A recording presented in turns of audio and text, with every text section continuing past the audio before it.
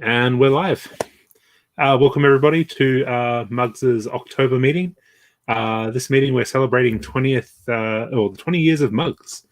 MUGS started in 2000 and it's the 20th anniversary this year. So welcome. I'll get everyone to introduce themselves on stream. You know me, Wade, of course. We'll go this way, that way. That's Gary. Right. Okay, you meant to swap. Yeah. Hello. I'm Gary. Next. What did I just say?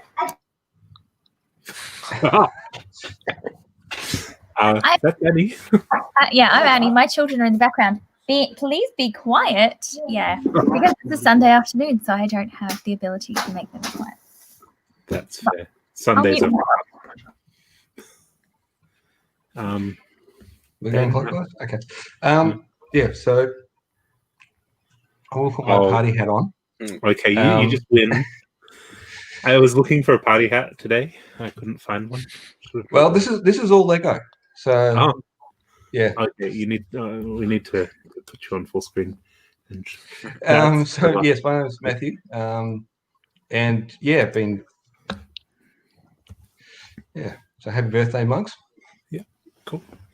And Ben?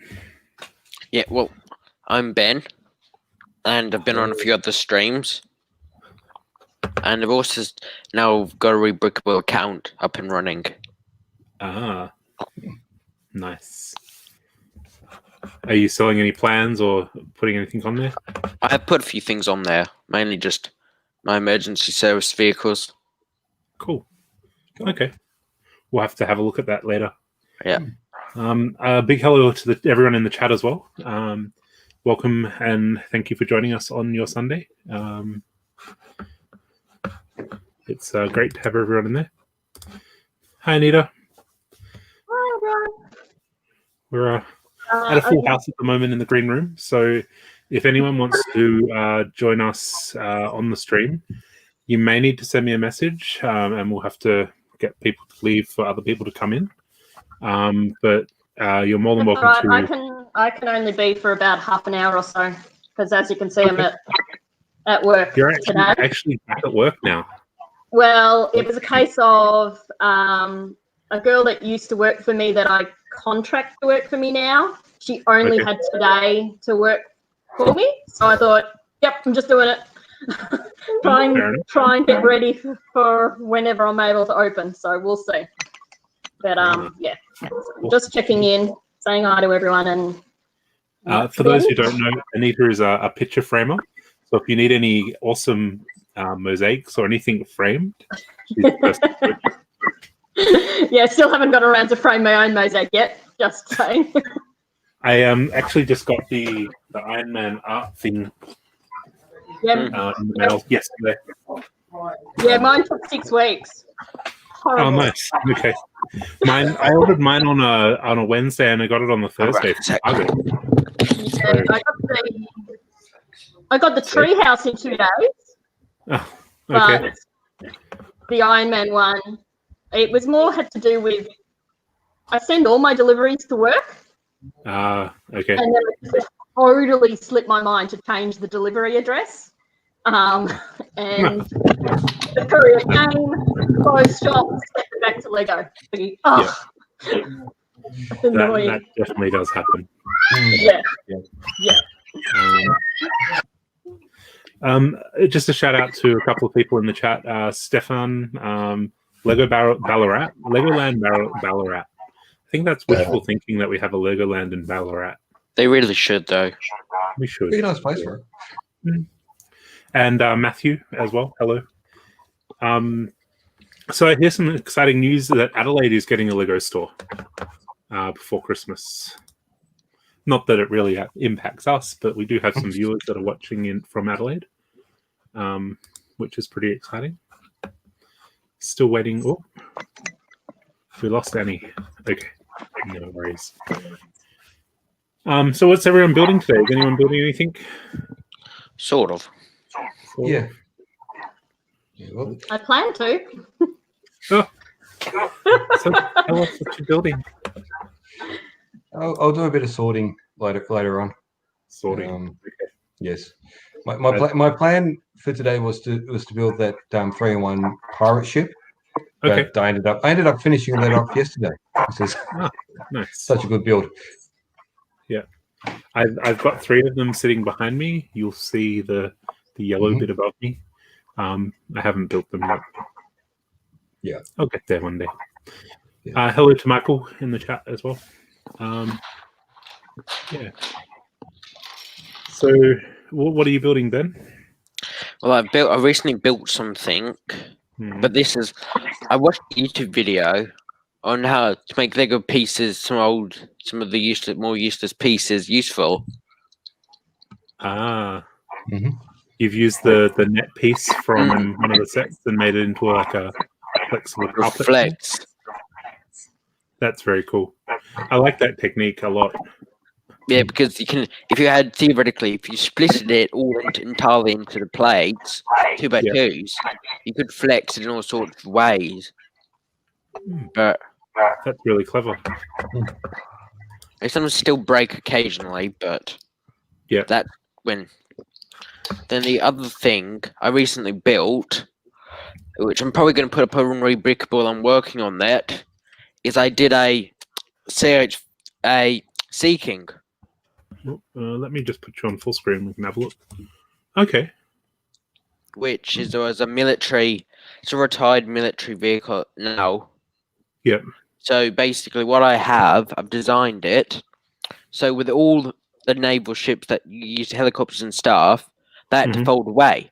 So I figured out a way for the tail to fold in on itself, which also helps storage in generally. And then you can fold the blades, can all twist, because I've also got to worry about they have 5 blades, and as everyone knows, Lego doesn't manufacture 5 blades. I'm just gonna have to put it down for a sec. And I just lost its tail. So basically what you have to do is that I'm using some old sort of hinges.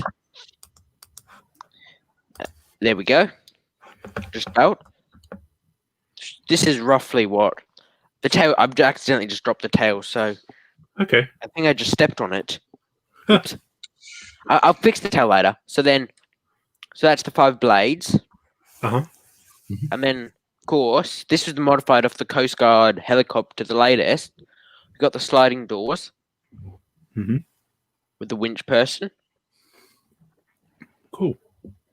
And, of course, on this side, we've got the cargo door, to get people in and out. Managed to work that, as well as retractable landing gear. I like the steps you've got on the door to get them so they can get up there. Because I watched a video on YouTube, right, and they used that same concept of using the little mini rails on there to get the step design.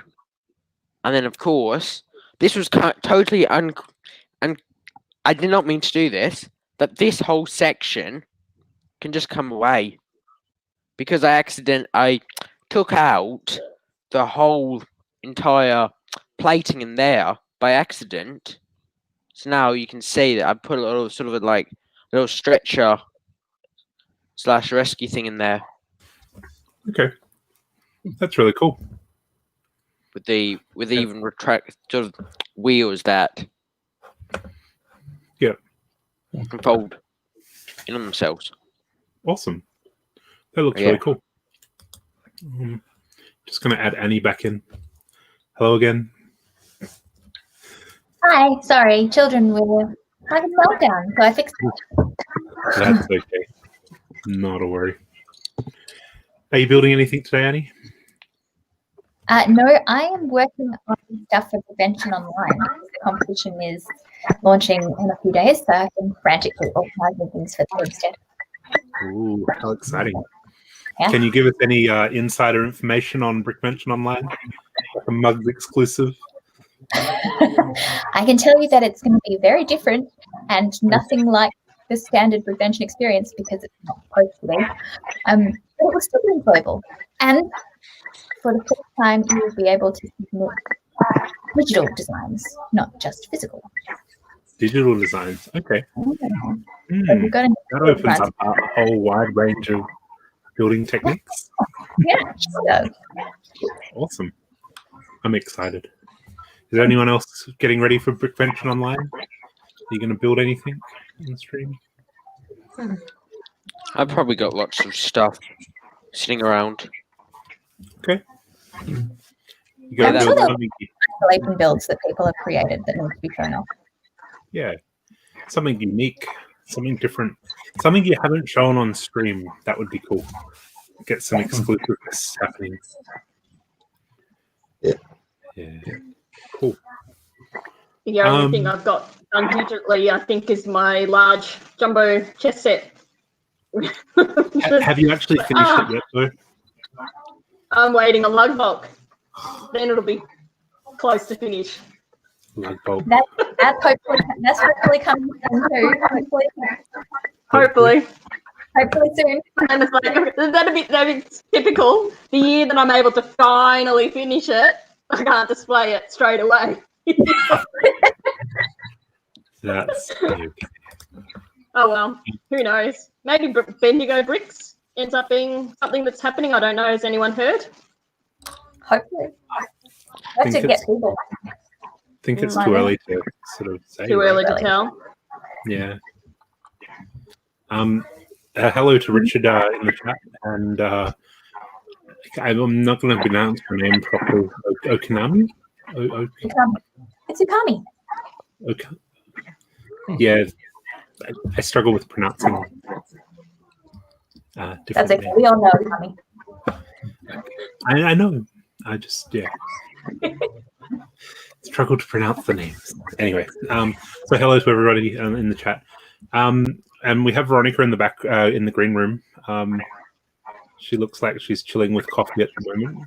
So if anyone wants to swap out so she can say hello. Yeah. Yeah, you can swap me out. I'll just watch okay. for a bit. All right, no worries. I'll swap you out, Anita, and pop Veronica in. All right. Cool. Hi, Veronica. Hi. I How you haven't got a doing? Lego party hat, but I've got Lego napkins. Does that count? Oh, I guess. Yeah. Does And this a mean little that if we want activity book because you've got to have goodies. to be Party part of the game. license, bring a party theme? You should get- We should have had a party theme. Like Should I know have. I that's was expecting balloons and a banner and I'm looking Yeah. around going, what do I have as a party theme? And I don't have anything. Oh, that's disappointing. Has everyone entered our mock competition this week? Which one's that? Party themed. party. So Yeah. it's any size. You just need to email a photo to info@brickventures.com. If you have entered on the stream or in the chat, please don't tell us what your entry is because they're randomly put up on the Facebook group to vote on. We'll display some of the entries that we get. I think you have until 4 p.m. today. And then we can make a vote on that. And the voting is open until tomorrow, I think. If you want to enter the mock competition, build something party themed and send it through to info@brickventures.com, and then we'll post the poll on there. And as we're in party theme, actually, Gary, I'm going to swap you out for a moment. Is that Yeah. okay? Okay, thank you. Welcome to Suan. Hello. hello.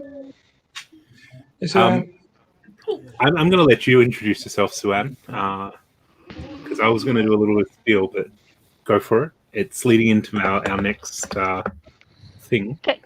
Can you just hang on a sec because the sound's gone really weird and I need to fix that up. Hang on. Okay. All right. Technical difficulties.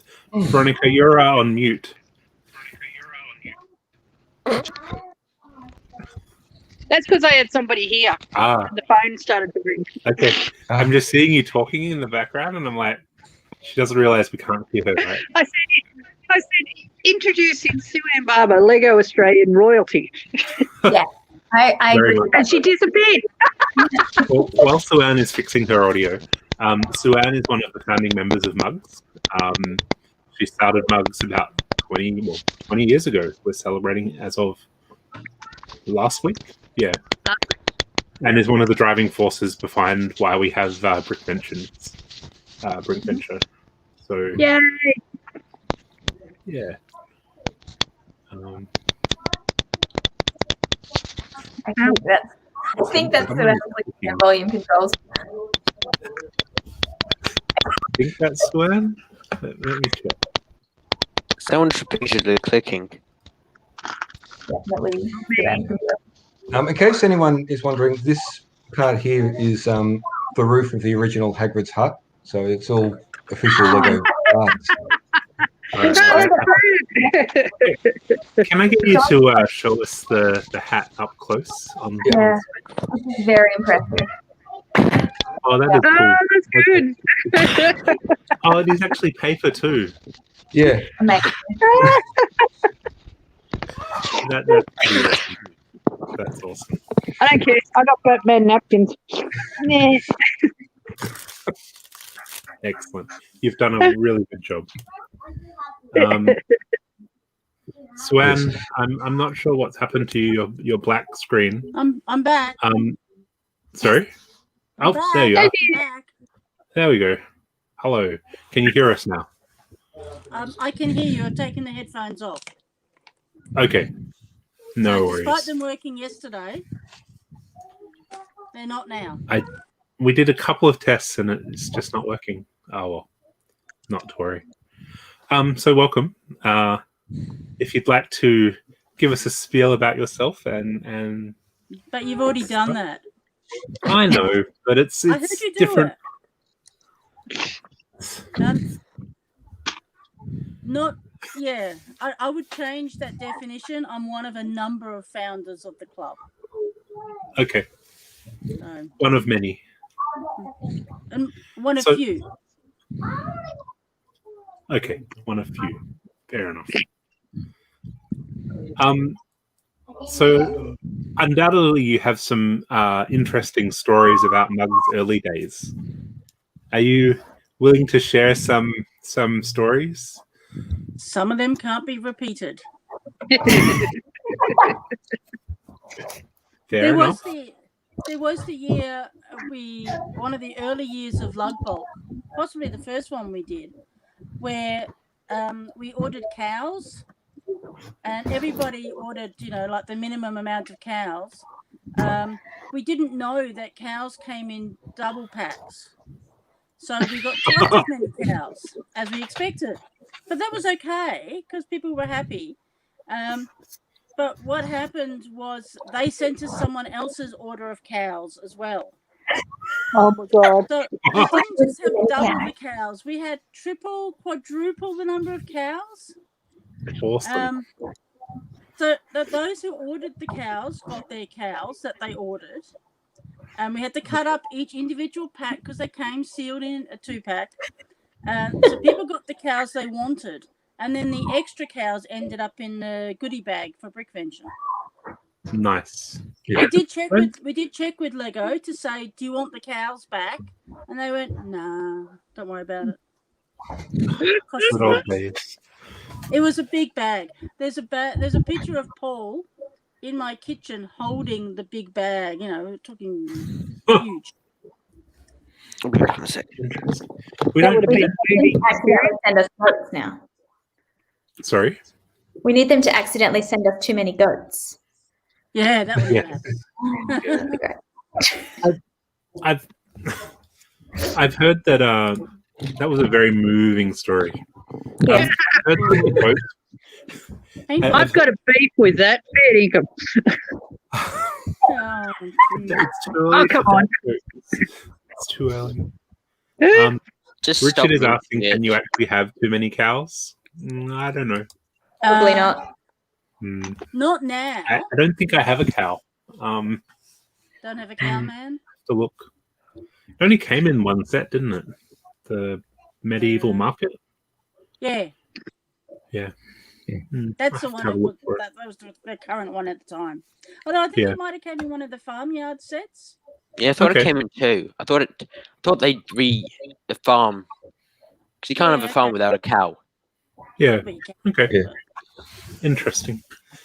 I know that the goat's mold, like Annie said, the goat mold has been retired because it was had a high failure rate, which is why we've never got a goat since the original goat.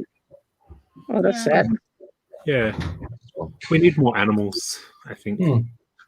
More non friends animals. Yeah. More realistic. You don't need more pink llamas. Always I need have- pink llamas. I have too many pink llamas.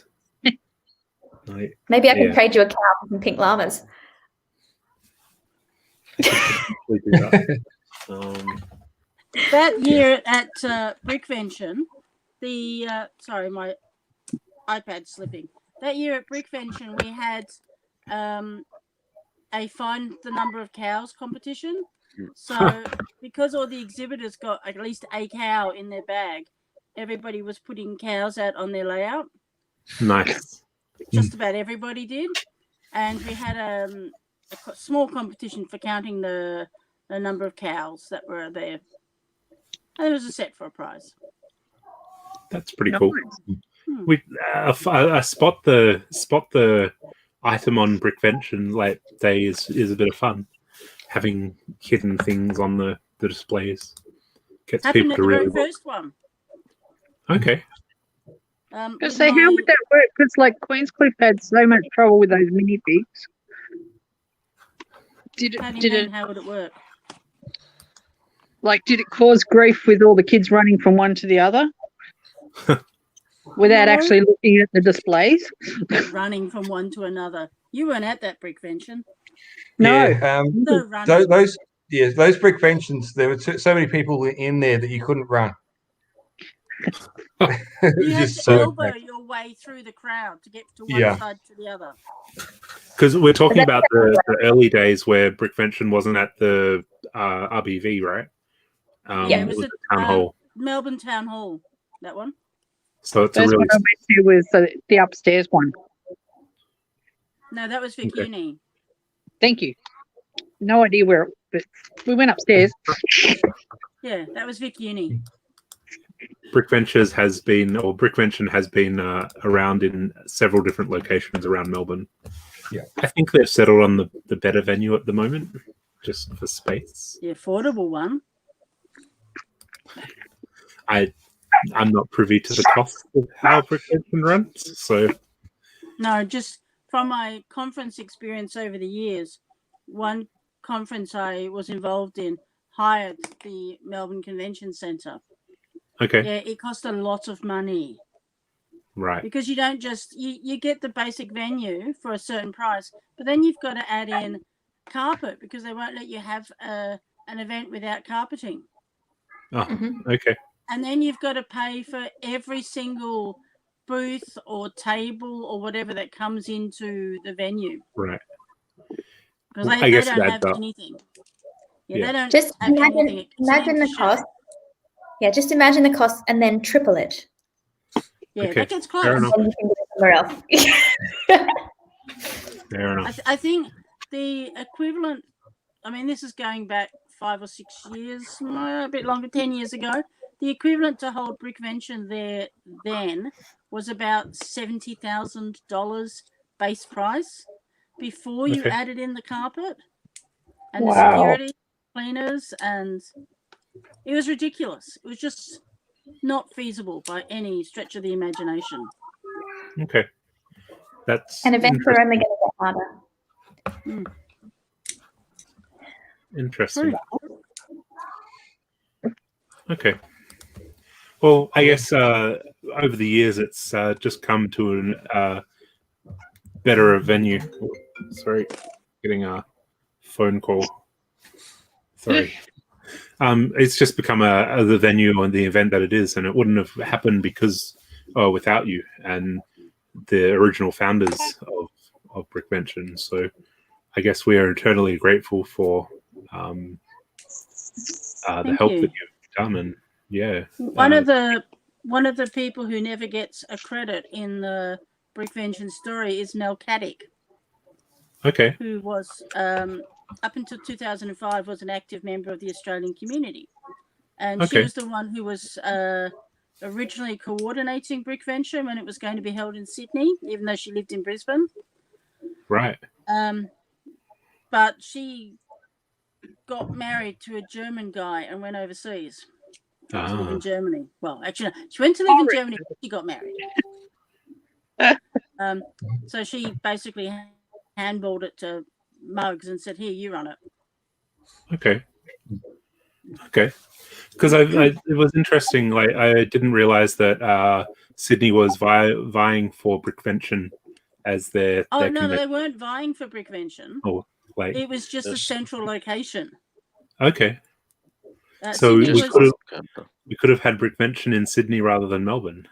Well, the original plan was to move it from one city to another, like we had done with the national meets. So, start in Sydney, then go to Melbourne, then go to Brisbane, maybe go to Adelaide, Perth. Oh, wow. Okay. And I guess that's what spurred on the different events throughout Australia, getting different lugs to run it. Kind of. Brickvention ran for a number of years before other shows started. Yeah. And I think it was more that people didn't know if it was a viable prospect to run it, especially in Sydney, because the venues are even much more expensive in Sydney. Yeah. And that's really restricted their ability to hold a show over the years. Their first one was held in the walkways of the Powerhouse Museum. Okay. Wow.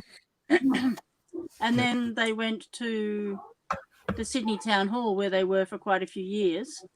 And then that became too expensive. And they moved to the Penrith Panthers, sort of like this outdoor, sort of like that place at the showgrounds. It's like a big tent. Okay. Yeah, it's like that. Okay. Except they kept having the threat that it was going to be demolished and apartments put up. I believe that's possibly happened, so they no longer have a venue anyway. Okay. Interesting. Sorry, Ben, did you have a question? Yeah, because I'm just wondering, because we mentioned security.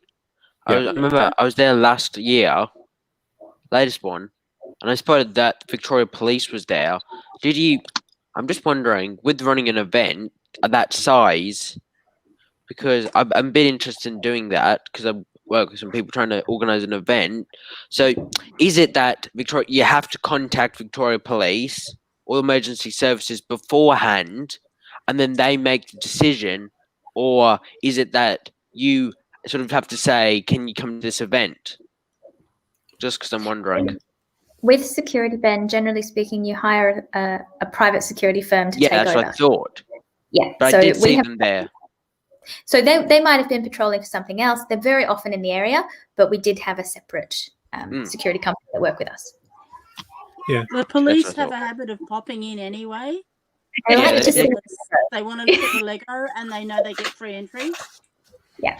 I reckon there's a few. I reckon half those police that were there did actually like Lego. I reckon they're regulars. Oh, everyone loves Lego. He doesn't. It's like the brides and grooms that like to come past too, because then they can take photos in their wedding attire with Lego as well. Yeah. During someone else's many of wedding. those. Oh no, actually, one year I saw a bride and groom come in and have some photos, especially with the cosplayers that we had. The same year as David and Renee. That's what I said. Oh yeah, they had their wedding at Brickvention, didn't they? Yeah. Yeah. There've definitely been a few wedding parties through. Quite often in the past, the wedding parties that come during Brickvention have some connection to the people who manage the venue. So true. the one that came during David and Renee's wedding, they were, it was either the cousin or the sister or something of the event manager guy. Okay. And or his best friend, I don't know, something like that. But it was oh, please, can you let this go through? Because, you know, they're It's a wedding. family. And you don't really want to turn down a wedding or a bride on a wedding day, do you? I mean, No. There's no Especially if harm. they want to be near Lego. Yeah. Yeah. Especially if they come back the next year. Yeah. If you get married at Brickvention, you should get like lifetime entry into Brickvention. Just you Well, know, don't encourage same if you have like a baby on Brickvention Day. Ah, well, you should speak to George. You should speak to George because his youngest was born on the Thursday or Friday before Brickvention 2010. Yep. And so every year, that was near Australia Day. Every year at Brickvention, I wish happy birthday to his daughter.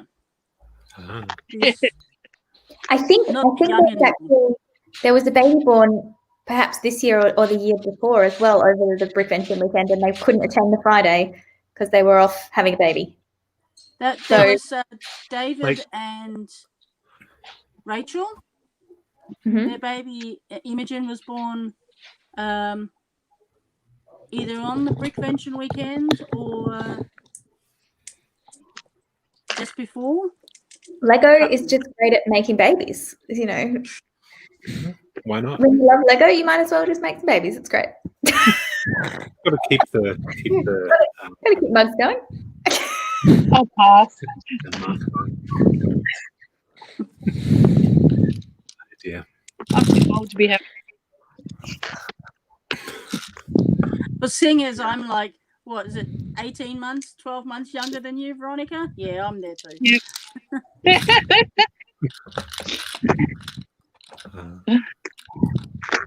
So Matthew, do you remember what was your first Brickvention? My first Brickvention was the first one in 2006. So I've been trying to think. I think I've been part of the group like 18, 19 years, if it's been around for 20. So Yeah, you're joined. pretty close to that. Yeah. Yeah. Wow. So I was looking through some of my old photos because about 15 years ago, I actually very poorly ran the website for MUGS, and unfortunately, I didn't have the photos that I thought I would. I've got of the original Brickvention. I took photos of most of the creations, but almost none of the people. And then 2008, I've got like a handful of the crowd. So Do you have some of the original photos of the Brickvention around that you could lay your hands on? not on this computer. Okay. So what I might do, I might boot my other computer up and bring some Yeah, across. that'd be cool. in Curious a to little bit. see the quality of displays from the first Brickvention to potentially the online version or this year's version. The train layout was outstanding at the first Brickvention. Yeah. Yeah, Okay. it was fantastic. Huh. Paul's spaceships were, as they've always been, fantastic. What else? Braith from Perth had a fantastic ute that he'd made. Okay. Won a prize. Aaron had Cool. his Micro Melbourne that's been at Brickvention several times now. Really, really high quality stuff. Interesting. And then somebody made this TARDIS thing that sort of was the least photographed mock of the weekend. Is that the one that I've been taking around to different shows last year? Oh yeah. So it's been I around for eventually how many found- years? It's been around since 2005, I think. Wow. Okay. It's had some alterations. I rebuilt the roof, and I replaced the police call box sign on the side. Okay. But it's basically the same model. But for some reason, nobody took photographs of it at the first Brickvention. I think there's 2 where it's in the background. So Okay. hence the least photographed mock name that it got. It Well, didn't it then get it didn't then get displayed again until Brickvention either 2011 or 2012. So it had a big gap. Yeah. Okay. So for those who are celebrating with us today, Mugs are doing the 20th anniversary brick. So for those who celebrate, so if anyone is interested in purchasing the brick, there is a post on the Mugs group that is you're able to access, and you can purchase your own brick. I'll put the link to the Brick Ventures page in the chat as well.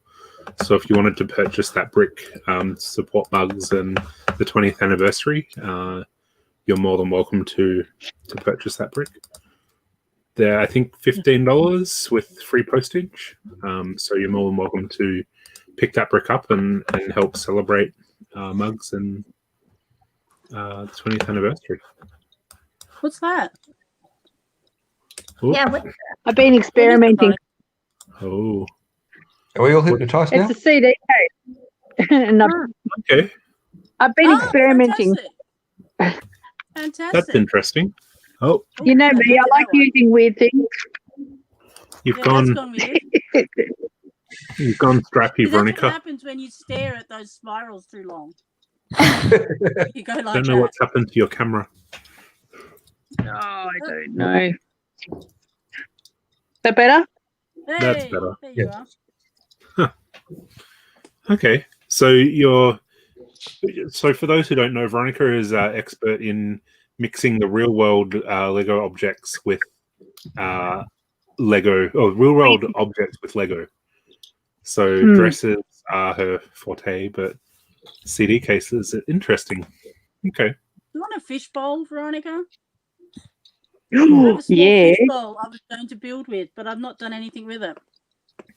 Oh, yeah. That'd be cool. I keep Make a real accumulating library. things to build with, like you've done, Veronica, and never getting Yeah. around to it. I got a wooden bird. I'm still Fantastic. thinking about him. Yeah. He's going to be part What of are you Bird Island. What are you going to do with the bird? I don't know. I really don't. I liked it. That's why I got it. But these are my these are what I'm working on towards when we can actually have a brick vention. Okay. Oh wow. Hey. Oh, The nice. masks. So Venetian you can have, inside. As you can see, I've got a ton of them Wow. Okay. Yeah. because I We thought so you're should going to turn them into Lego masks, or Lego art. I think they're going to be this time. art? I'm Okay. going to put, I'm We going to should put have them a in shadow. masquerade. We need a mug Sorry? masquerade where we build Lego masks and have a masquerade party. Oh, nice.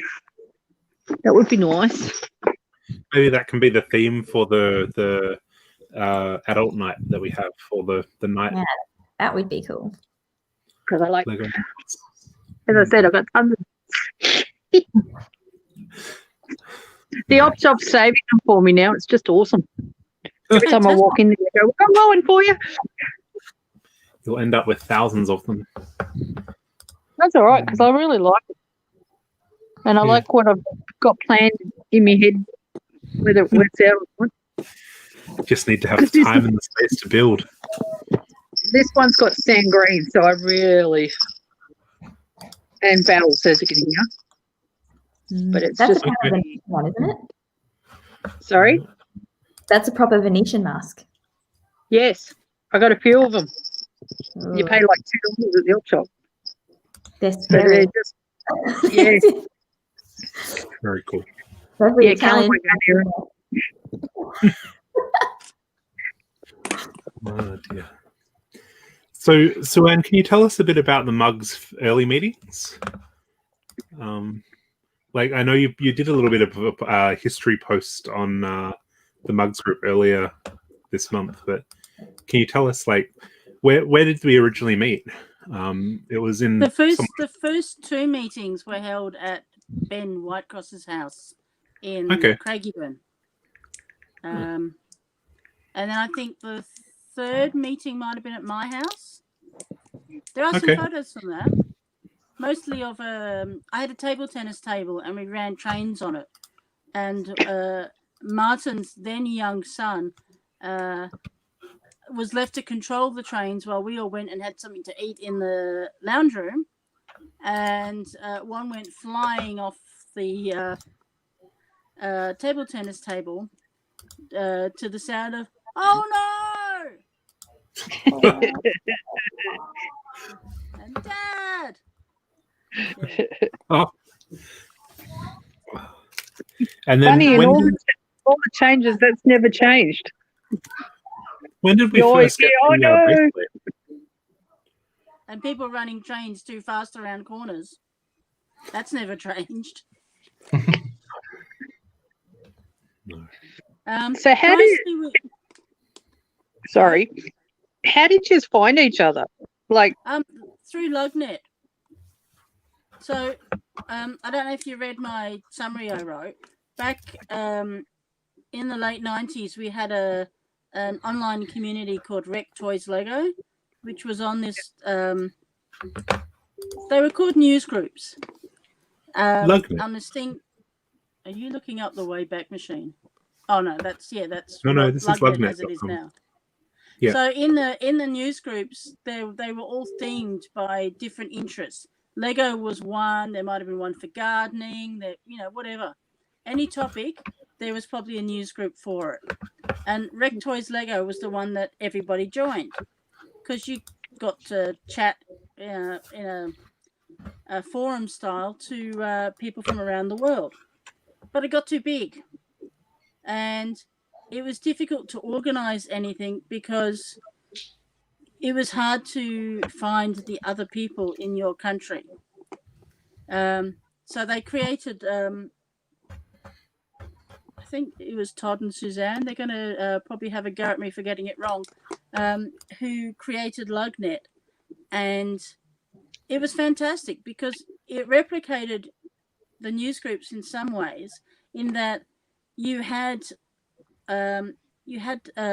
groups for localities. So there was one for Australia, plus there was one for each major city in each state. So there was one for Melbourne, but there probably would have been one for Bendigo and Ballarat and other cities, and Geelong or whatever. But nobody was using the regional ones. Okay. Because there was nobody else there in them. There might have been one or two people, maybe. So they were ahead of their times. Because now, yeah, sure, you use the regional ones all the time, but they didn't exist as a community. And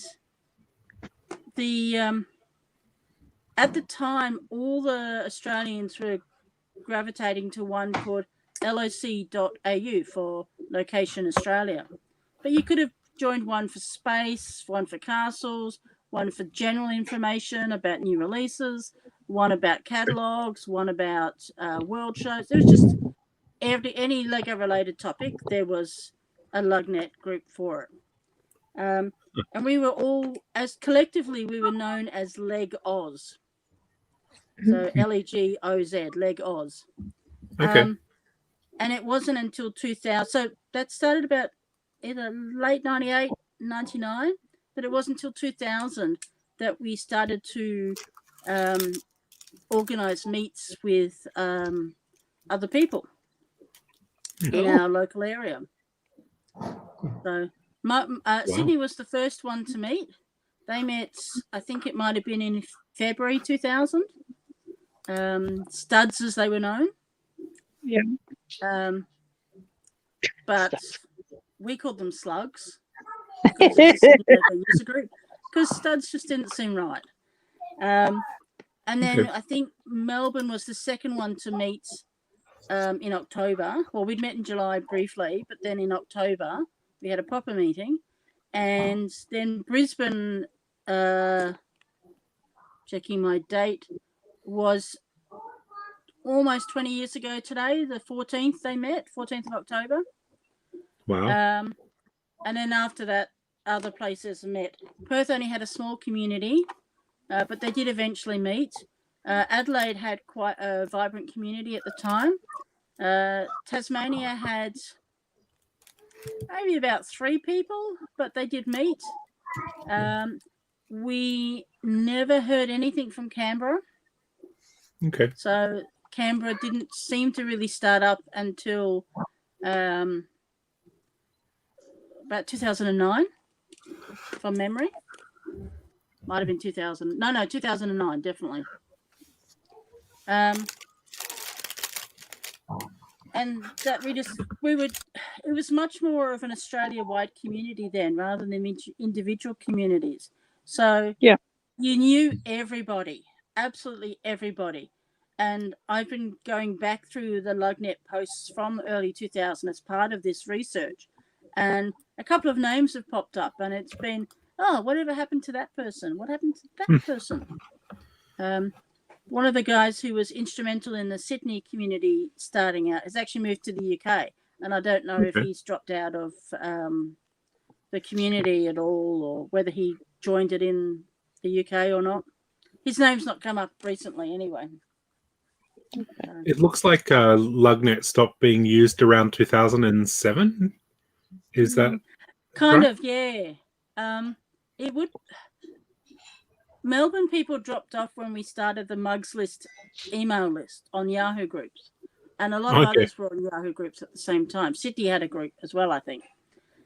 So people stopped posting on LugNet, and there were a couple of issues with server issues or something for a while. So it just fell out of favor. People were still using it up till about 2012, I think. There was a post up until 2012. And then there was also a community called JLug, which was based in Canada, which a lot of Australians migrated to and were on there for quite a while. That I think that was created because they didn't like the restrictions that were placed on them in Bricklink. Ooh, lunch. Okay.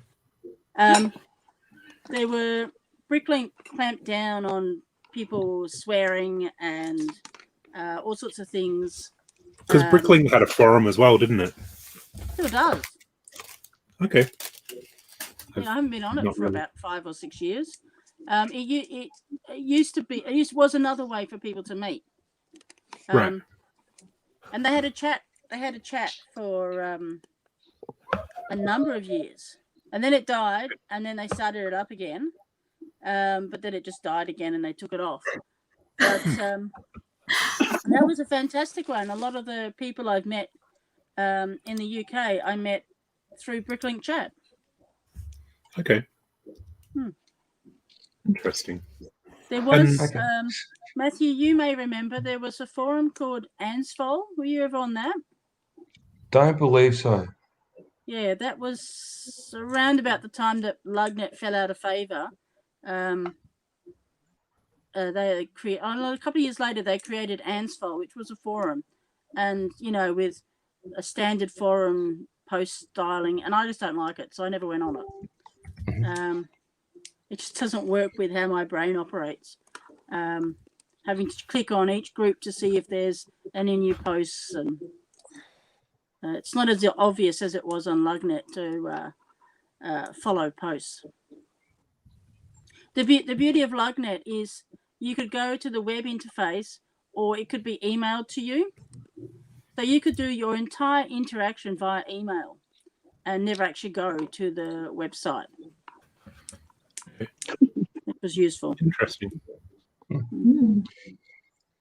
So I've just found my old brick shelf gallery, which is still up on the internet. Brick shelf. Wow. Some of the newer members was where I've got most of the photos I've dug out. Yeah. If you wanted to share it on the stream, you can click the little button and share sure. share your screen. We can have a look.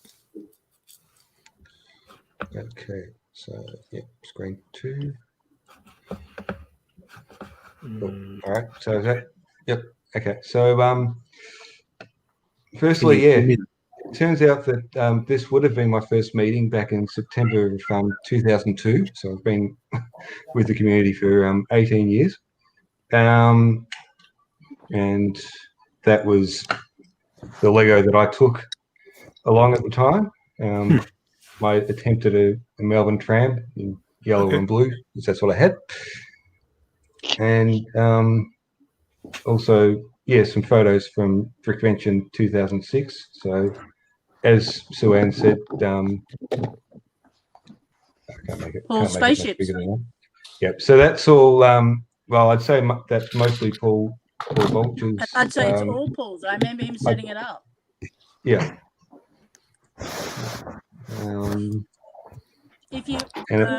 If you had a photo of the spaceships that were adjacent to it, some of those weren't Paul's. Okay. That's Paul's. That's Paul's. Okay. That's Yeah, they're Paul's. Yeah. That's not Paul's. That's not Paul's. I think we should move on for those I know we photos. did them. Yeah. They weren't like that on the public day, just so everyone knows. Okay. They folded. Yeah, they were adjustable. Oh, Right. The original Star Wars. Is this That before Star other Wars mosaic, actually? That other mosaic was on loan from Lego Australia. Yeah, Okay. the big Star Wars one. So this is some of my stuff on the right there. I think I recognise those your mugs. two, those might be Trav's, and I think that stuff there was mine. Like the mugs mug. Yeah. Yeah. I saw you had a photo of my TARDIS there. I do, yes. See, Is it? There you go. You're, Haha, it is didn't photographed. get any photos. yeah, that's the photograph of it. Well, It's the before I TARDIS had does the- tell them. It's before I had the printed tiles. It's definitely it's changed. definitely recognisable. You've got a photo of the rock festival as well. Yeah, it's on the bit. Oh right, yes. There. Yes, it was. This was my original rock festival. Well, sorry, this was version 2 of the rock festival. It had much fewer minifigs on it in the original version.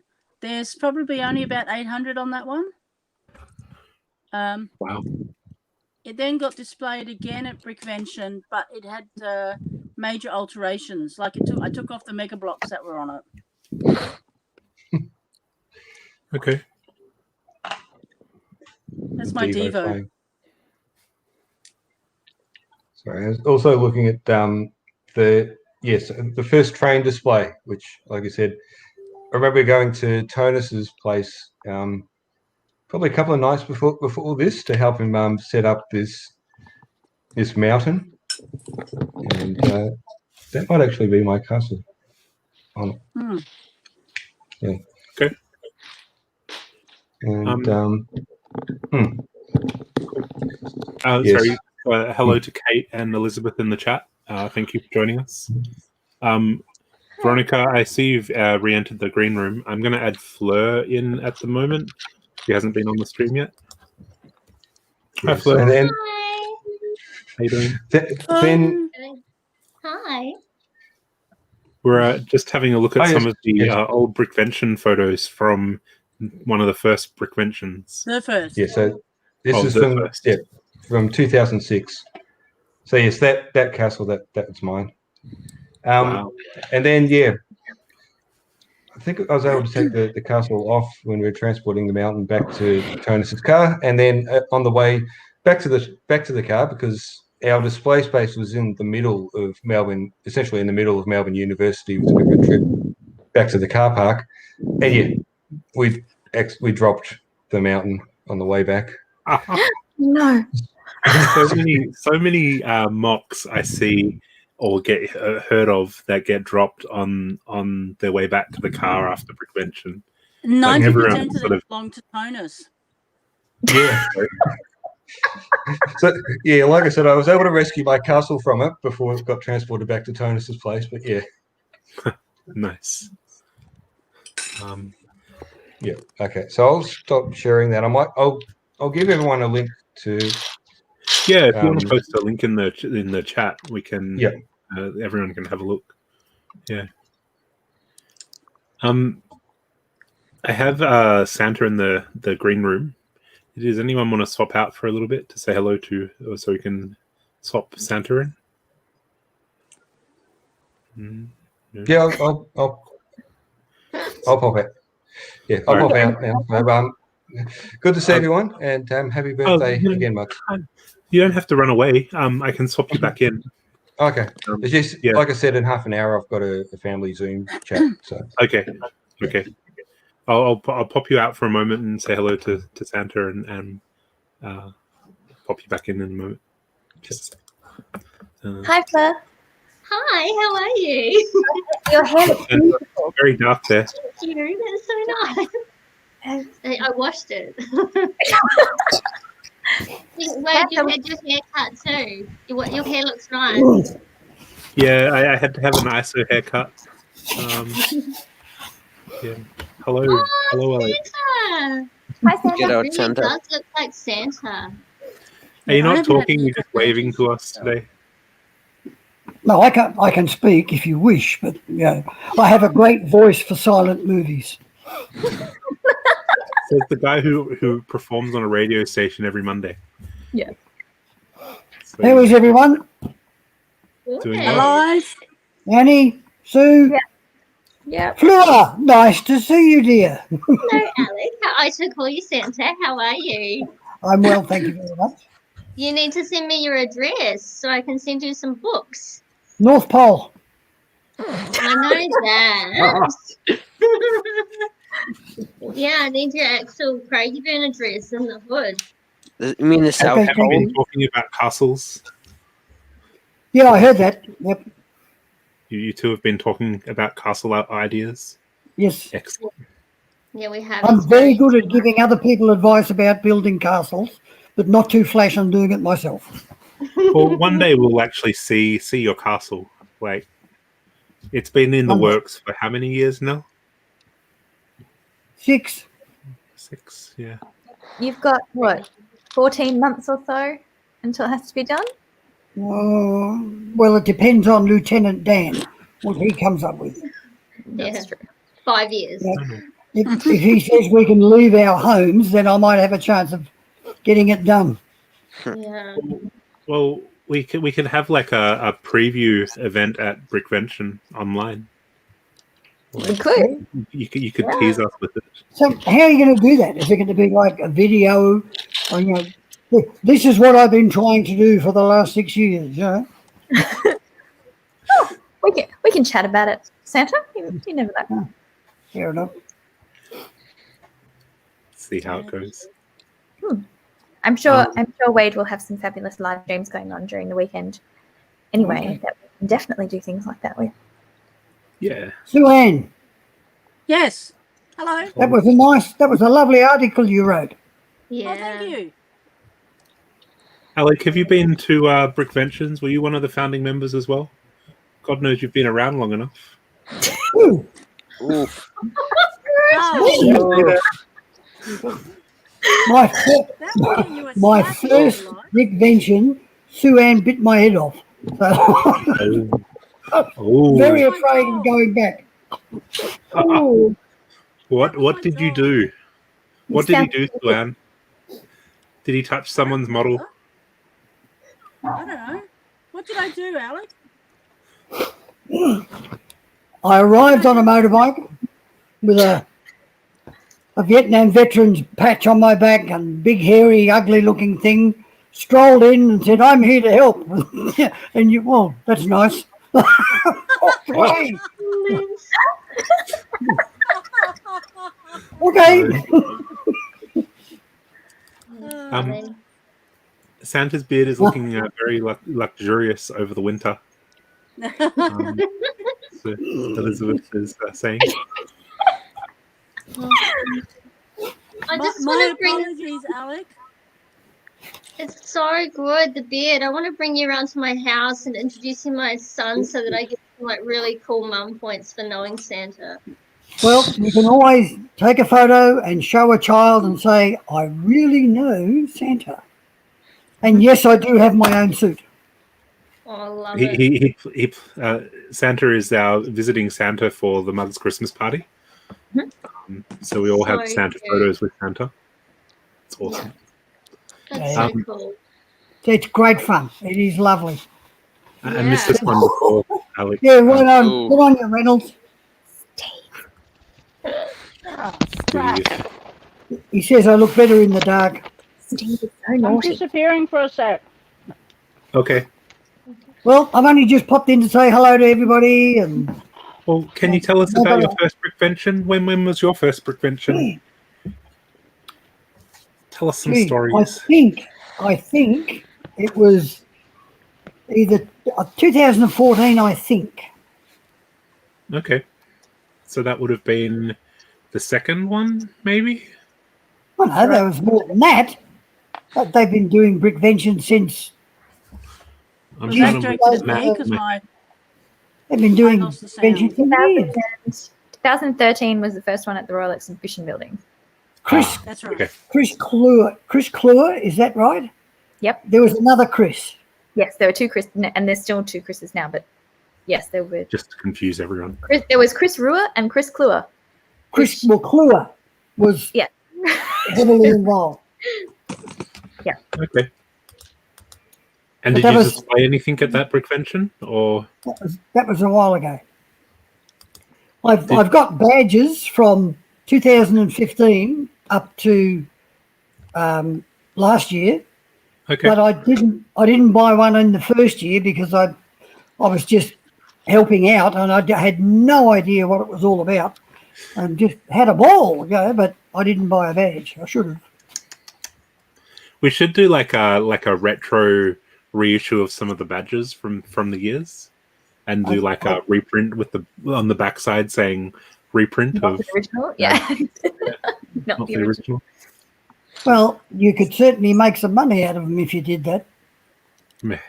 It's not You about could money. sell a About- collectible badge. It's about- $100. Imagine if we had some of the brick badges from the early years. We could put them in the auction and auction them. That would Well, be you cool. could. You'd I make believe some we money. have done things like that before. Yeah. Hello, little Mr. Brick Patrol. How are you? Good. That's excellent. Did you see his helicopter earlier, Alec? No, because I've only just been on for maybe 10 minutes or so. Yeah, me too. I missed what Ben's up to today. What are you building, Ben? All right, I'll bring it back in again. Sorry. Pop you on Yeah. screen. Oh, look at that. Wow. That is awesome. Although I don't think it's going to fly very well with the blades like that. Yeah, because this is the Designed for storage. Ah, It's that is it's one of very the good. Very good. Oh, just flips all, as well as I built to build a few other things while I'm showing off. I built because I made a complaint Lego and I got an extra sticker sheet. Right. Even though after I realised there was no point because the stickers still worked, so I Yep. had to blow some stickers. So I built. All right. Well, So that's I the ice scooping machine. Yeah, the snow groomer from a while Yep. ago. I got that. That's very good. Not a- you know, not I hate you, don't you? Yeah, Mm. you're too clever. You can build things like that. I can't even Yeah. build a brick wall. Yeah. Apparently. Very you're a bit good. modest, Santa.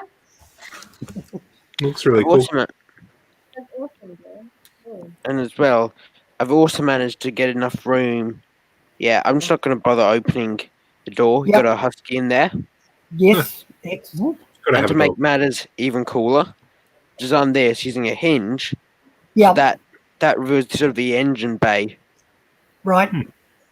Just Okay. because I had nothing better to. I had a bunch. I really wanted to stick some stuff on there. And the Oh, last, that's excellent. That's very good. this is, and then of course my favorite. This is multicolored, but it's kind of. It's meant to be black, but Yep. of course, Kit from Knight Rider. Ah, okay. So you've got You need a little red voice bar. inside it. Yep. as well as because this is off someone else, the original mock what an instruction video, and then I realized there's so many errors with it. So what I did was I've now used some new elements. So we've got Yep. the pop-up lights, just Yep. about. So we're trying to add them in there, just because, and a better looking opening doors, so you can actually open the Excellent. interior. Because Kit's Really lights cool. did run, when he spoke, those lights used to run Yeah, they along the did. bottom. It No, was. you got the detail really good.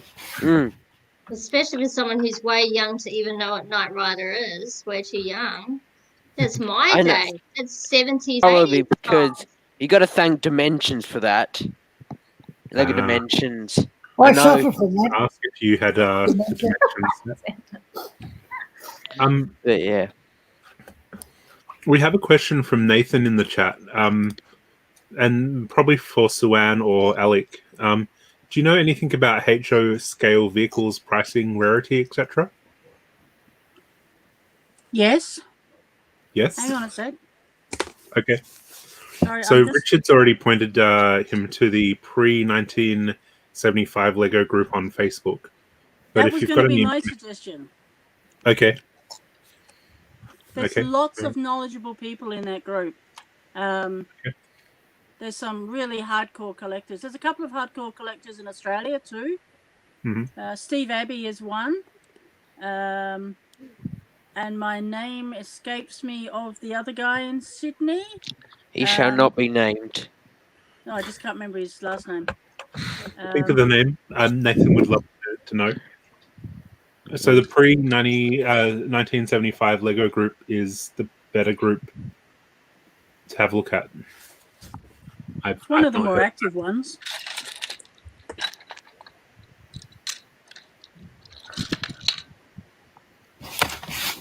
Just doing a group.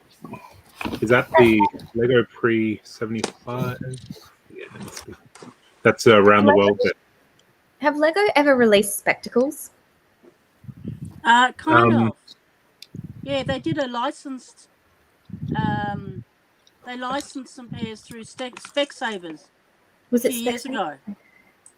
But they were For for kids, kids. not grown up. Yeah, I want them for grown up. If you got a small enough face, I have a pair. My head is too big. I have a pair.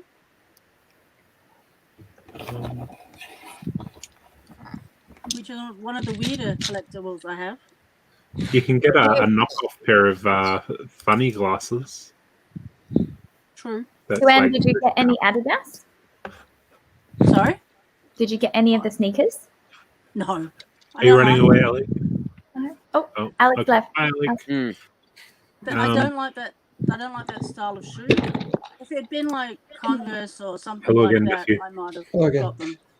Yes. When is Lego pairing up with Moment, Cons? 'cause I know you had to run. A good collaboration. Never happened. No Converse Lego Curly. No, but I got a pair of knockoff ones.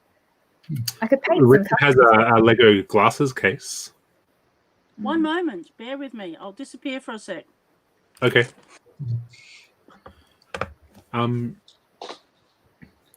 Did you get any of the Adidas or the Levi collaborations, Eddie? I successfully got a pair of sneakers, actually. Okay. Wow. But I had to. Technically, my mother got them in Texas, so now she is refusing to send them to me because she wants them. So I might never see them. They might never actually get here because apparently they fit her perfectly, and apparently they're very cute. So they might never get here. Well, I picked up the Lego the Levi little baggy thing.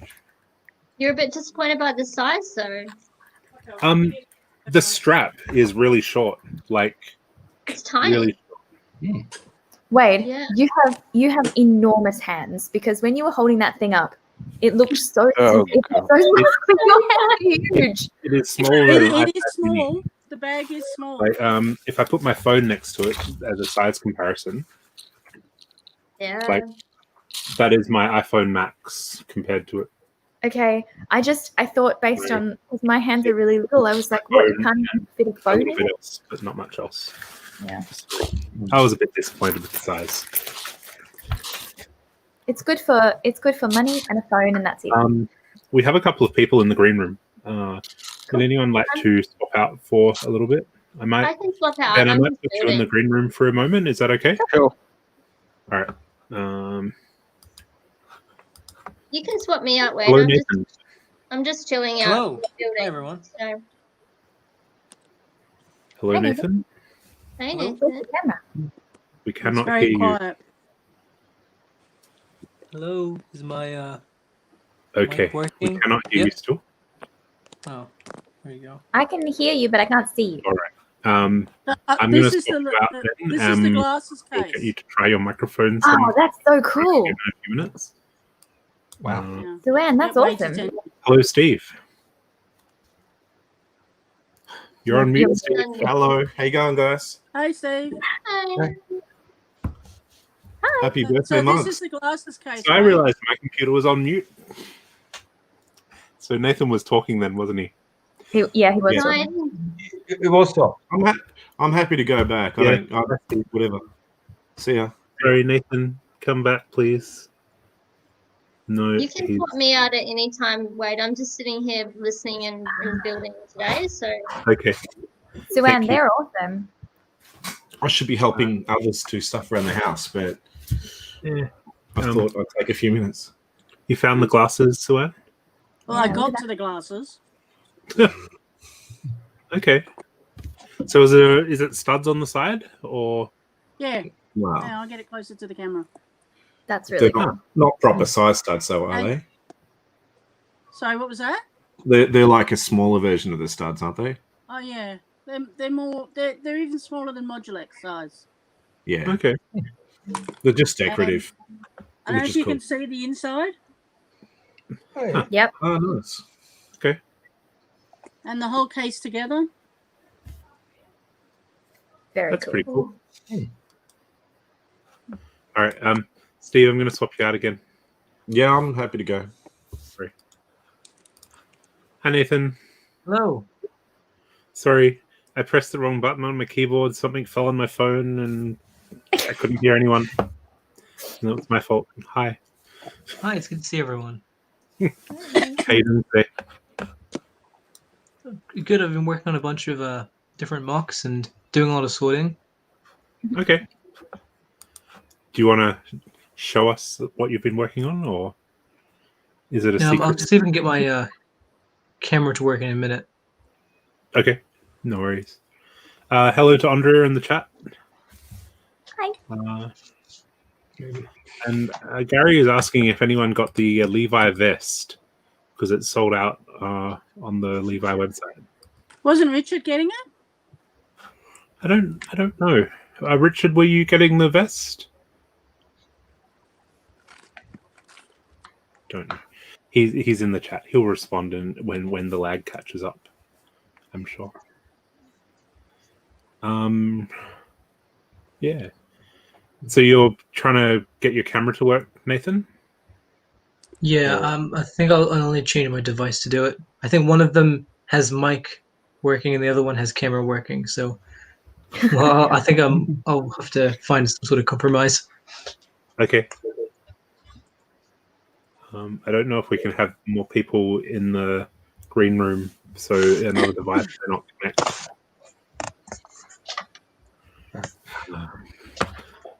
Richard wanted to get the vest but never got around to getting it, so Oh. hello to Emma and David in the chat. If you wait around long enough, they'll turn up secondhand. Yeah, that's the thing I'm looking forward to. Like 15 years from now, finding all the Lego sneakers in op shops. You won't. I don't think you'll find the sneakers. No, maybe it's possible. No. See, I just want the little brick that goes on the shoelaces of the sneaker. I think that's yeah. quite cute because the sneakers aren't wide enough for my feet. Maybe What we other can- sort of, what other sort of Lego what's called clothing have there been over the years? Ooh, Woo. That is a very good it's a question. rabbit hole. Yeah, I- massive rabbit hole. Especially because of all T-shirts, of the Lego lands. T-shirts. I'm going to swap you out for a moment. Sorry. Hi, Veronica. You're holding up stuff and waving. Shoes, Oh, yeah. you've got Crocs. Lego Crocs. Lego I've Crocs. got the Wow. I little think I things that added go you in back the in for holes. Lego Crocs. Oh, well, they were called kickers, the shoes. And I've got lots of them, but none that I could put my hand on except for the Crocs. And they also had They made little Lego stud things, like 2x2 bricks that went inside the holes on the Crocs. Okay. Oh, those are Lego sneakers as well. They've Huh. made heaps of Lego Wow. shoes. Yeah. they did. You couldn't get connect them to, before. You other could only bricks? buy them from England. Right. They're kind of cute. Only No, and Veronica, there was Yes, a pair sir. available here. There was a yeah, they're more available now, but when I started getting them, they were just in England. This is going back at least 12 years ago. Yeah. Because I remember pointing them out to Ben, and he's not been around for that long, at a shoe shop, at a kids' clothing store in Airport West. Oh, nice. Yeah. I never bought a pair because what was I going to do with them? We got But like lots of clothes and stuff. Oh, and I finally got the spectacle case. Yes. that one. Yes. Oh, hi. A round one. Turn the camera on. Hey, Yes, you've got hi the- everyone. Too many lights on. See you. Hi. Just Now I just got to find the spectacles. one of my favorite Lego clothing was from the Uniqlo series. The shirt. I remember that the year this was released, that brickvention, I was wearing the shirt and I saw at least like 5 other people walking past wearing the same one. Yeah, And Mark's got one. It's been so hard over the years to get Lego clothing for adults that Yeah. people just snap up anything that becomes available. Yeah. My favorite is the Emmett jacket that I got from Legoland, which was technically Yeah, a that's child's pretty cool. jacket. But it was the largest child size, and it fit me, and I was like, yes. So when you zip it up, you become a bigger. The ultimate Lego clothing collectible is stuff that is staff related. Yeah. Yes. Because you can only get it if you're a staff member. That makes sense. Or if you happen to be at the Lego shop when you were still allowed to buy it. So Travis has a really nice staff jacket that he sometimes wears. That was really nice. Might have to knock him over the head next time. Yeah, I might have to steal it. It only fits Travis though. It's tiny. I could steal it. I'm The year going to hop out after, of the stream there's for the not moment people and doing add that. Richard in. So behave. And I'll add Richard. Where is he? He's coming. G'day. Hi, Richard. Hi all. I just thought I'd drop in and wish Mugs a happy 20th. And it's lovely hearing the stories from before I was around. It's true. You have such a great presence within Mugs that it feels like you've been there for a lot longer. Oh, look, my first brickvention, I think, was the second last, 2009. I think I was there as an exhibitor. I think 2008 was when I was there as a as a member of the public, and we saw the rock festival. Spent hours talking with Sue Ann and with Ryan, and That was exhibited 3 years in a row. how many years were you at Vic Uni? 3. 3. So If you I can think tell me the room layout, I can tell you which one it was.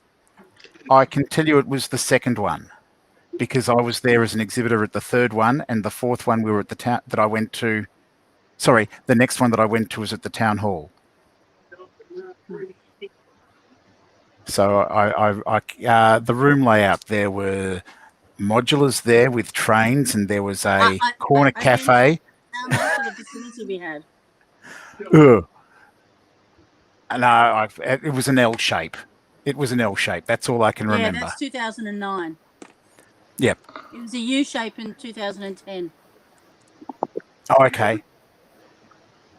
Yeah, so 9 and 10 were the two that I went to. Yeah, one as an exhibit, one as a public, and one as an exhibitor. Yeah, it never occurred to me that grown-ups might be interested in Lego and that they might communicate online prior to that. I was most surprised when you said, "Oh yes, we all met on the internet." I didn't quite know what that meant. You guys did it before it was cool.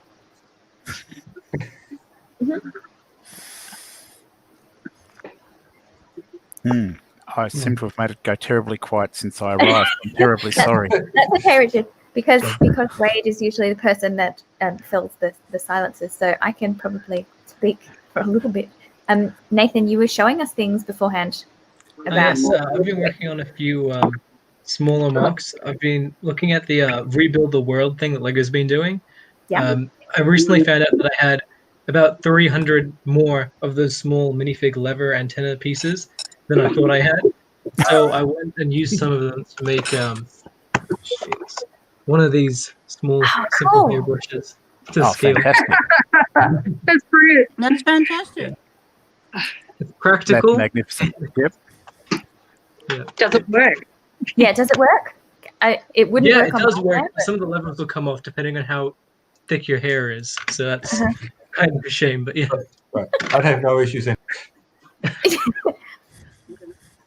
We could test it.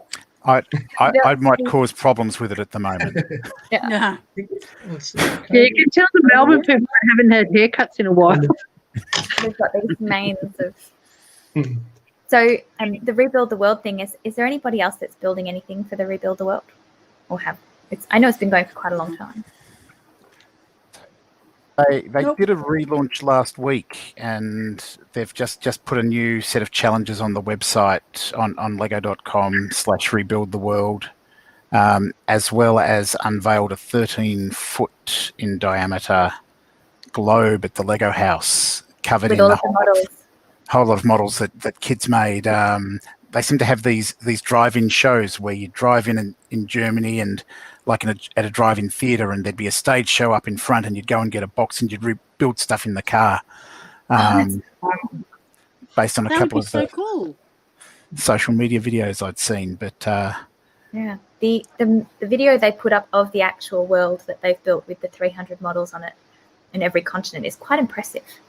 So, and genuine kid models as well, which is nice. yeah, no, it's fantastic from that point of view. And it's even been great to see some of the more detailed models that AFOLs have made.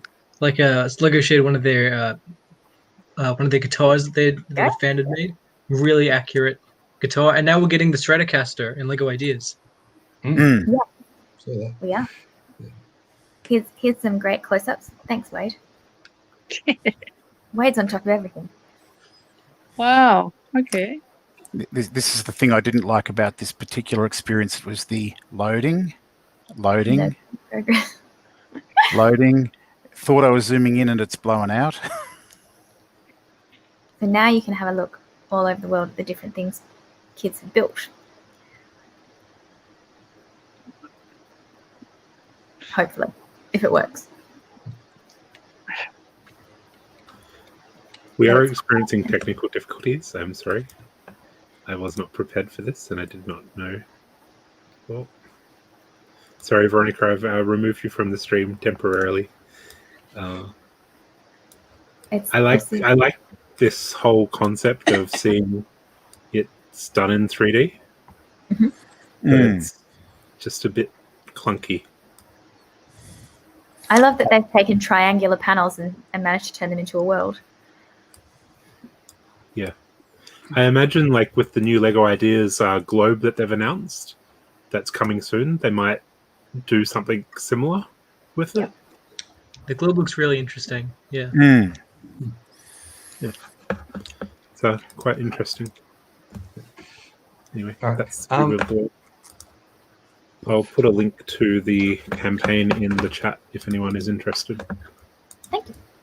There's been so many more Lego idea sets over the last few years, like in the submission stage for review, and they've been getting better and better. I've like the two from Jason Alleman, the book, and what was it, from the Marble Maze, were really great. And now we're getting even more A4 builders being able to contribute to Lego's actual sets, like the brick sketches.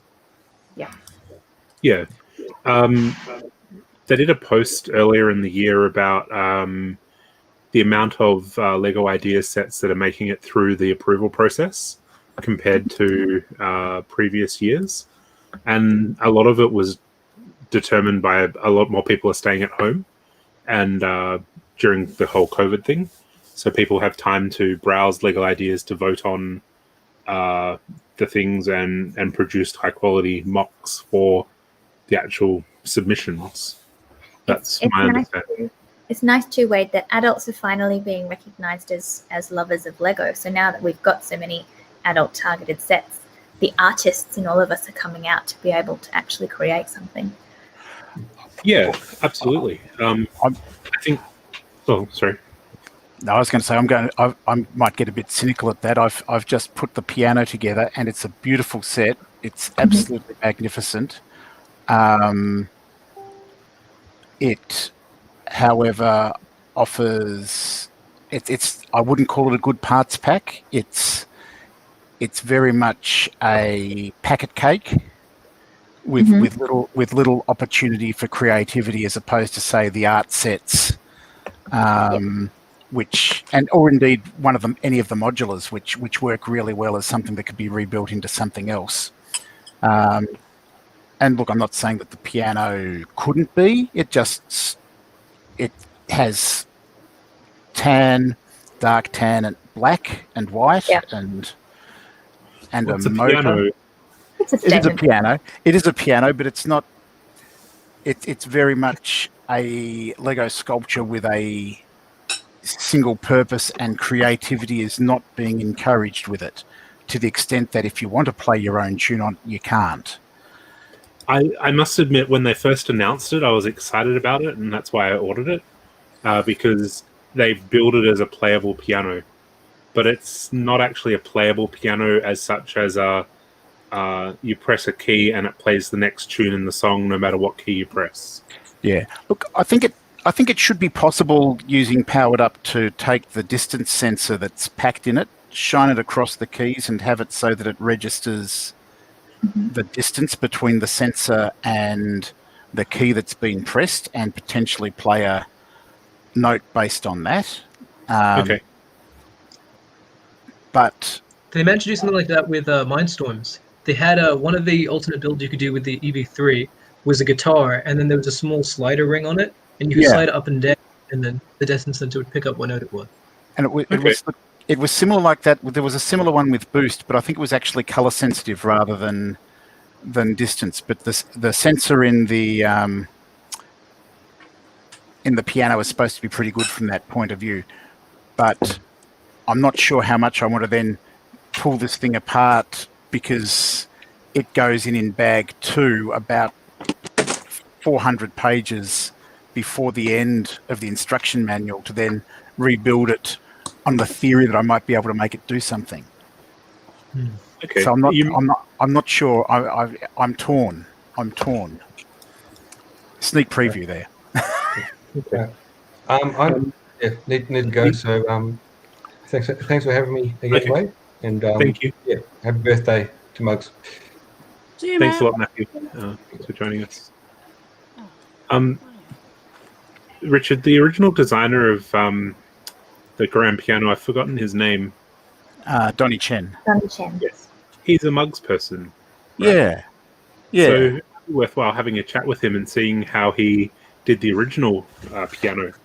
Yes. And see if it's, he can pull it apart. And the version I saw at Brickvention had actual tuned strings on. Oh, right. Okay. Wow. White spectacular. Yeah. So I think it was actually playable from that point of view. Hi, Darren. Hey, Darren. welcome. Hi, everybody. G'day, Darren.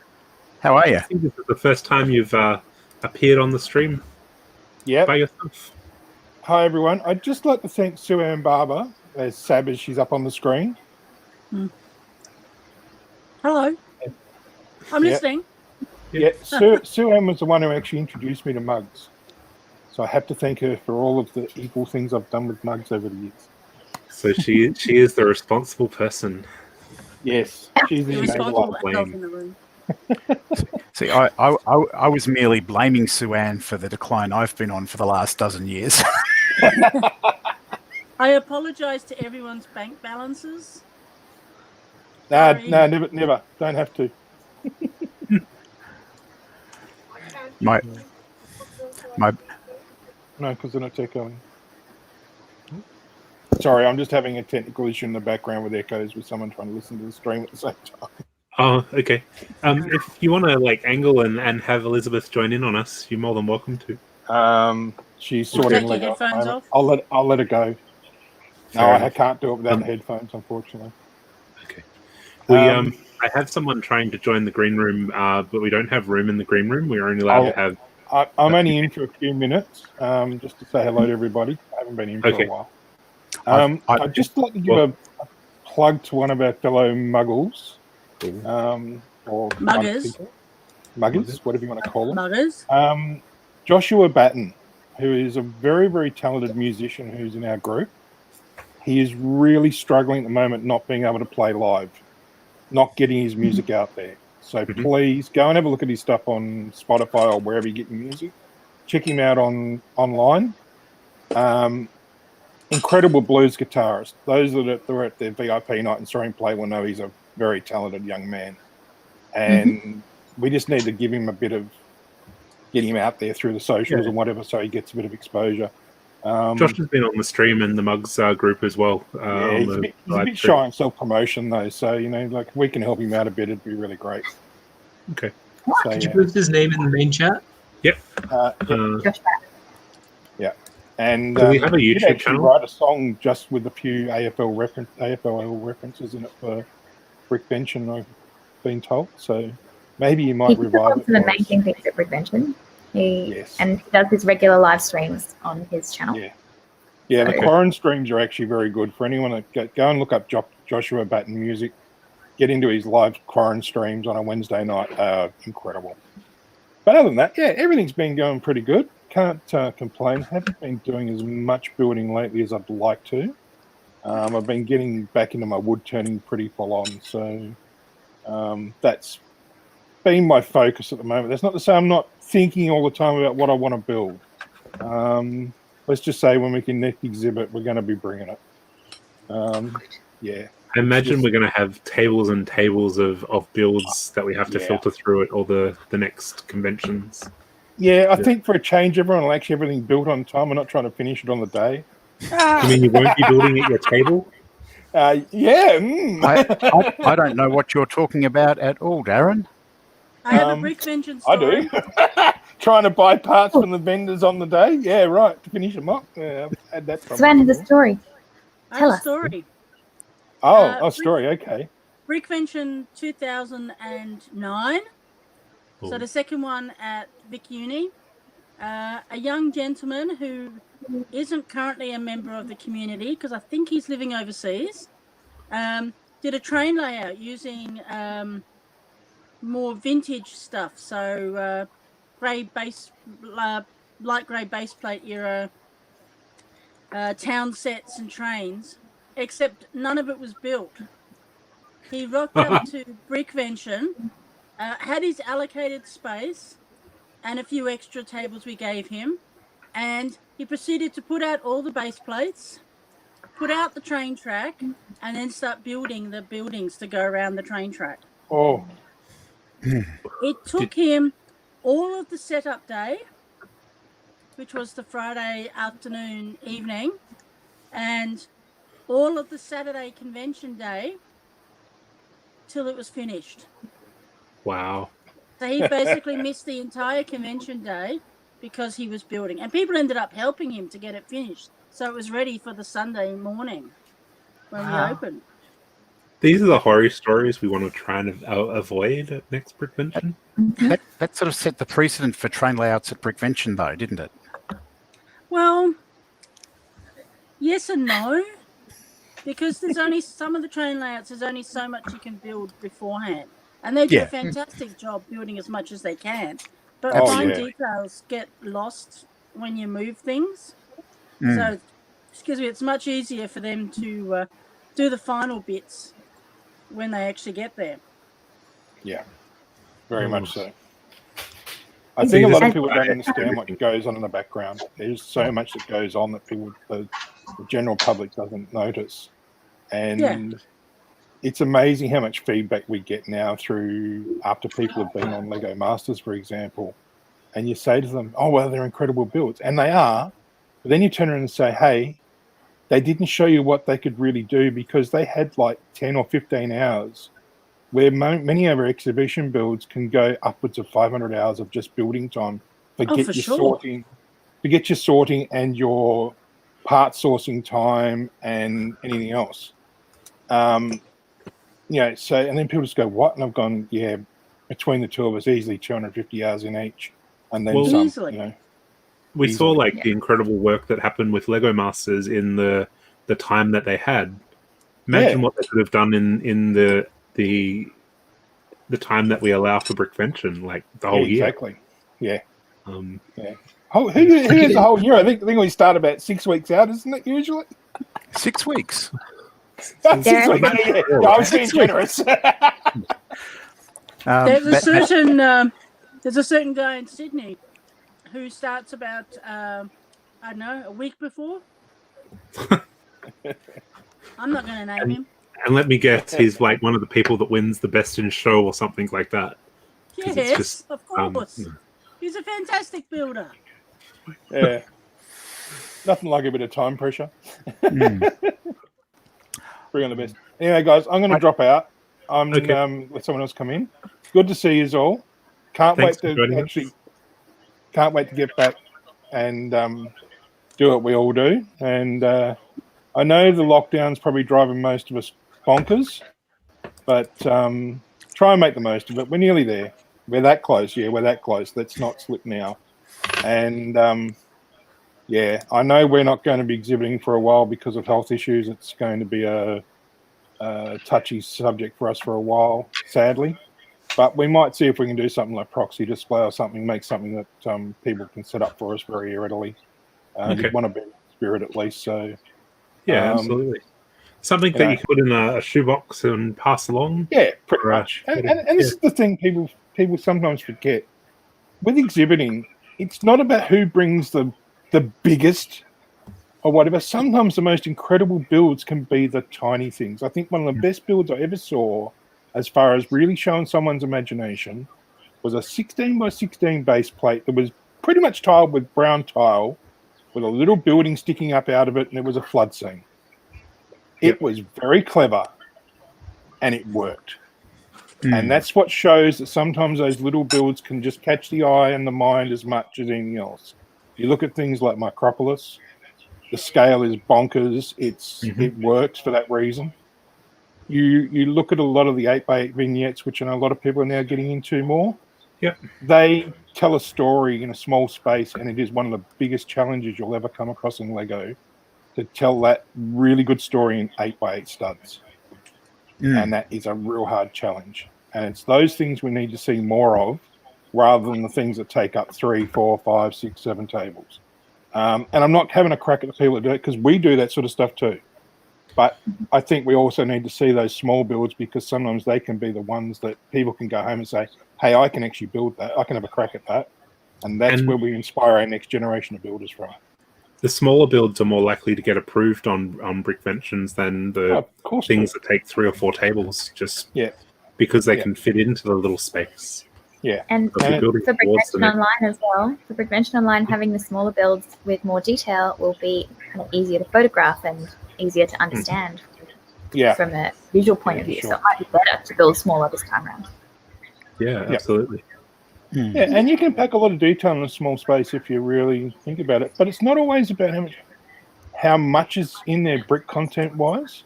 It's about how you use the bricks. There was a very clever one up on Bold recently, an 8x8 vignette that was actually graffiti being sprayed on a wall. It wasn't very many bricks in it, but it was very clever, and that's why I got my vote. I just liked it. It was just clever. It was probably less than 100 parts total, and yet it worked, and that's quite good. So anyway, guys, I'm gonna head out. Let someone else come in and have a chat, and I'll sit in the background and work for a bit. Yeah. Oh, Nathan's got one. Oh, nice one. Yeah, nice.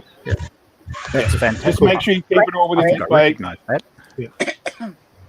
Just make sure you keep it all with an 8x8. Though that's the thing. It's the challenge really is to keep it in there, and it's with most 8x8 vignettes. There's no set limit on the height unless it's specified.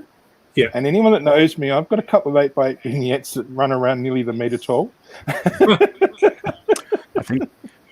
I think Nathan actually got a prize in one of my earlier competitions for minifigure habitats with some of the ones that he did. So he manages to pack a lot into the 8x8 format. And they're a cool thing to do. They really it's great to meet you in real life, Nathan. Yes, it's good to see you. I'm sure once we can get back to meetings, dude, we'll catch up and for sure. Anyway, bye folks. Keep well, and I'll lurk in the background for a little while. Thanks, Aaron. Cheers. Miss you all. Bye. Bye. And I'm going to say see you as well. I've got to head off and deal with a couple of things here as well. So happy birthday to Mugs, and great to catch up with everyone. Stay safe, and we'll see you on the other side. All right. Thanks, Richard. Bye. Bye, folks. All right. Bye. Okay. Hey, Ben, I've just added you back in, and Veronica as well. Kale, if you're still watching and you wanted to try access the green room again, you're more than welcome to try and hop in. And for those, let somebody else have a turn too. Yeah, we don't have anyone else in the green room at the moment, so just keep me for a while. I'll swap you out if we need to. So if anyone is following on the Facebook group, the Mugs Facebook group, we have just put the door prize post up. So if you're watching along or in the stream, make sure you make a comment on the door prize post, and you can win a prize. So you just need to make a comment on that. Not a door, though. Not a door? Oh, but I'm on the door. A door. That would be really wanted a door. A red door? A door. Any door. Any kind of door. Any door. Just have a look for the door. Make sure you comment on today's door post, not the last door post or last month's door post. So wait for our door prize. For our door prize in November, the prize will be a door. I'll send a door in amongst the regular door prize. Okay. With a cow in it. With cow? I'll see if I've got a cow. All right. So we have Kale in the back room. Does someone want to swap out and we'll add Kale in? Yeah, I'll go. All right. I'll hop them back out. Hey, Kale. Hey, Kale. Oh, there you are. Hello. Hi. We cannot hear you. Why are you on an angle? Does that work? Yes, Does that now work? Yep. Yes. Better. What are you building? Cyberpunk City, taking Monkey Kid sets and but repurposing basically. So, wow. Okay. Let's see if we can get a decent camera angle on what is there so far. You're fading in and out there a little bit with your microphone. That's because it's attached to a stand, and I keep moving. So how's everyone doing? Happy birthday, Mugs. Happy birthday. Thank you. Happy birthday. Oh, yeah, there's your microphone. Look at you. Huh? Why are you on an angle? That better? He's being funny and trying to film his build rather than himself. Because I don't know how these darn cameras work. There needs to be arrows for ups and downs and left and rights, and you know. This is one of the best things we got when you were talking about stuff and that. Yeah, I think this is just one of the most beautiful sets. Oh yeah. The what is glasses, it? Yeah. It's 4 glasses, and they were given to you. Oh, I don't know if you can read that. Yeah, can't read it. Colleagues. Oh, read it. Oh, my goodness. Okay. December 2011. Okay. Dear colleagues, as the year comes to a close, I want to thank you for the commitment and dedication each of you has demonstrated throughout 2011. This year has once again proven to be very successful for the Lego Group, and you should be proud of every accomplishment and goal we have worked so hard to achieve. We are very fortunate to work on a brand that means so much to millions of children and adults across the globe. Our philosophy of only the best is good enough has helped the Lego brand stand apart from its competitors since our beginning, and it is because of our people that we are able to continuously grow and improve. The past year brought several new and exciting launches, including Ninjago, Alien Conquest, and Heroica. New IPs such as, I don't know what IP is, but okay, such as Pirate of the Caribbean. Thank you. Pirates of the Caribbean and Cars 2, and continued growth in our long-standing lines like City, Duplo, Hero Factory, Star Wars, and Harry Potter. We face one of the most competitive markets ever with a new player entering the construction category, and we work together to bolster our position and minimise their impact on our business. Each of you contributed to our achievements, and there are many more exciting things on the horizon. Looking to the year ahead, I am confident that 2012 is going to be a very exciting time for each of us at the Lego Group. Please accept my gratitude for your hard work and commitment. I am truly proud of what we have accomplished. I wish you and your family a very happy and healthy holiday season, and raise my glass to you for a fantastic new year. Best regards, Soren Torp Lawson, President, on behalf of your leadership team. I really like some of the employee gifts that they give out. They're awesome, aren't they?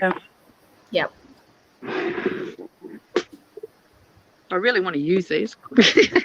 Why don't you use them? That's You should be using them. No, they just stay in the box. Yeah. It's not like you can really replace them that easily. That's true. No. So I think I've seen one set on eBay since we bought them. Here's a good question. When it comes to Lego collecting or like amazing Lego things, are you a user or a collector? Like, do you get a pair of Lego sneakers and then wear it constantly, or do you put them on a shelf and just look at them and watch them increase exponentially in value? I'm the person that would instantly wear them and then prance around in mud. What type of person are you? I'm both. We can never be friends again, Annie. I'm both. When you're I dead. use some of the old kitchenware. It's made to be played with. Yeah. Absolutely. See, Yeah, the salt and pepper and stuff like that I use. I use the salt and pepper shakers. Yeah. Awesome. See, I say that I would like to use all the stuff that I got, like all my Lego sets and stuff, but as I keep accumulating more sets and don't build them, they're just like collector's pieces in boxes at the moment. Yeah. So a bit of both, I guess. I'd say collector too. Yeah. Yeah. No, you got to wear it. Like, you got to wear it. Doesn't he look like a criminal? It's like on one of those wanted posters.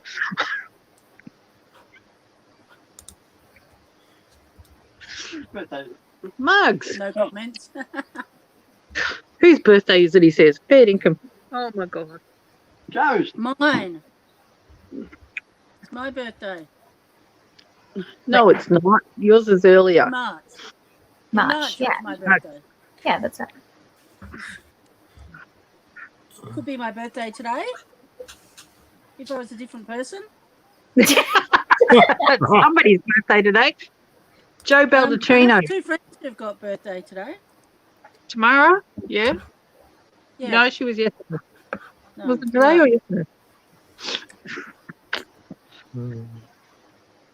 I don't know. Kale, are you doing your live stream after the mug stream today as well on your channel? Yeah, I'm going to jump on the live stream and build, and I'm not quite sure. Well, this really. And just keep going with it. So we're getting a sneak preview of what you're doing on your live stream. Awesome. Yeah, well, the last few weeks I've been building the Monkey Kid sets, and there's this beautiful cyberpunk aesthetic to the Monkey Kid sets. And we also saw something similar in the recent Ninjago sets. So, or the latest wave of Ninjago sets. And so I kind of want to take them and repurpose them and kind of create a rising cyberpunk city. And apparently So you're I'm gonna doing take like a look at cameras first, but that's what it's going to be. Okay. So you've got a little bit of an toxic waste spill coming out the side. Yeah, like I'm riffing on a few sets. It's less a mock and more a mod. So like Ninjago City, the recent Monkey Kid sets, the latest wave of Ninjago sets too, which had that gamer aesthetic. So I can kind of lean into Kale. Ready Player One. Kale, I just need to correct you for a minute. It's Ninja Goo.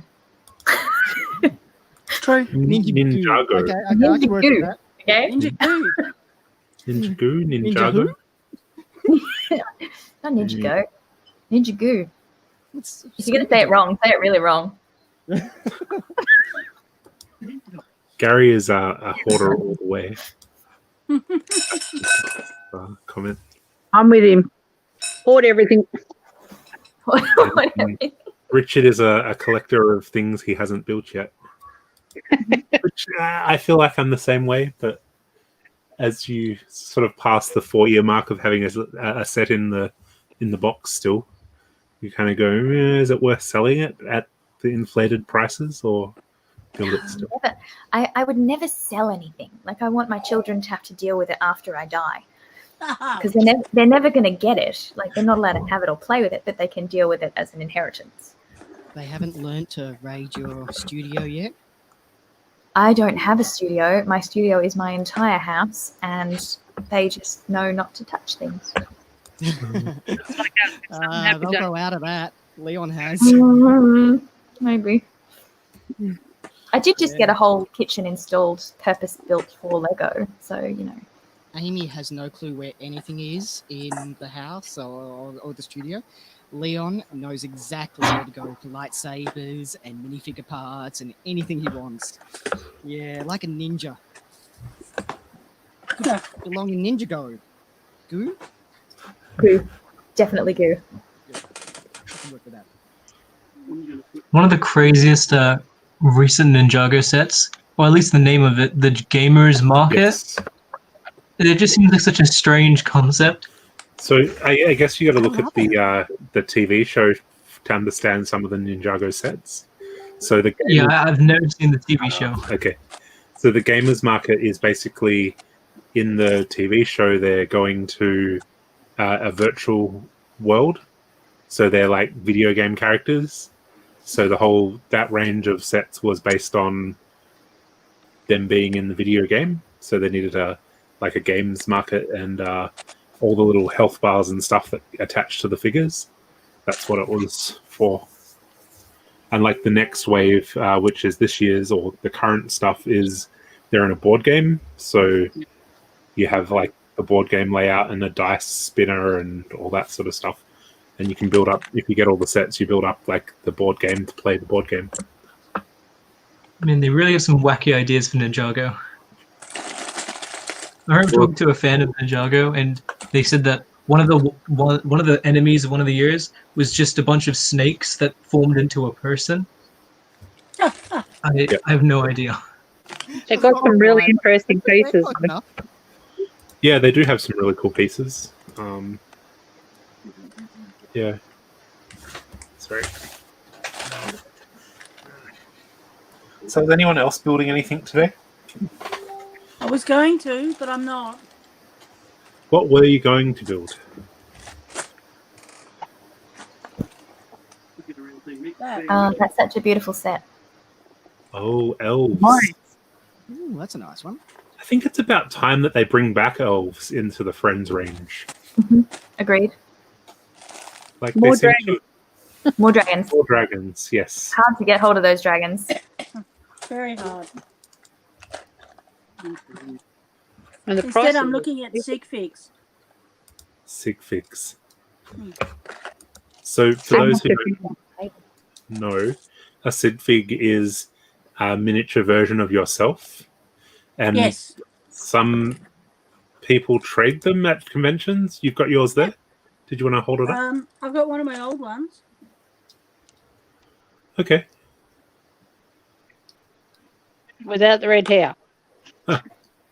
Nice. I don't have red hair now. I know. You need to go back to red hair. I like red hair.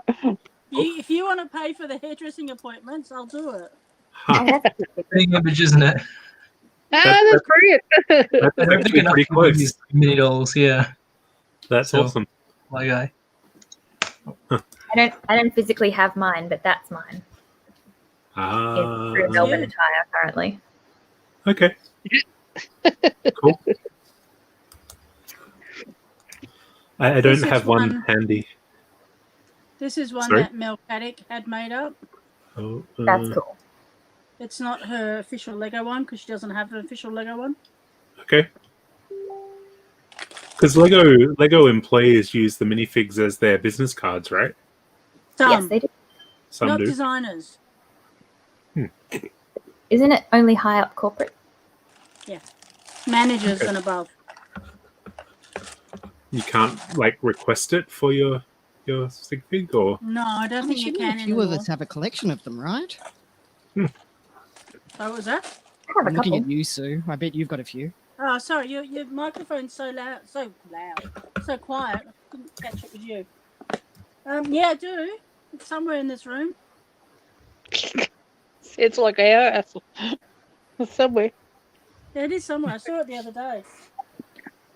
I did build the wreath, Wade, which I thought was really good. oh, you built it. Yeah. Oh. Can you Actually- focus the camera up there again? Oh. Okay. So that's the 2-in-1 Christmas wreath. Yeah. Okay. I actually really like it. And it's really good because it's basic parts. There's nothing overly special in there that you wouldn't have at home. So you could make lots of them. Okay.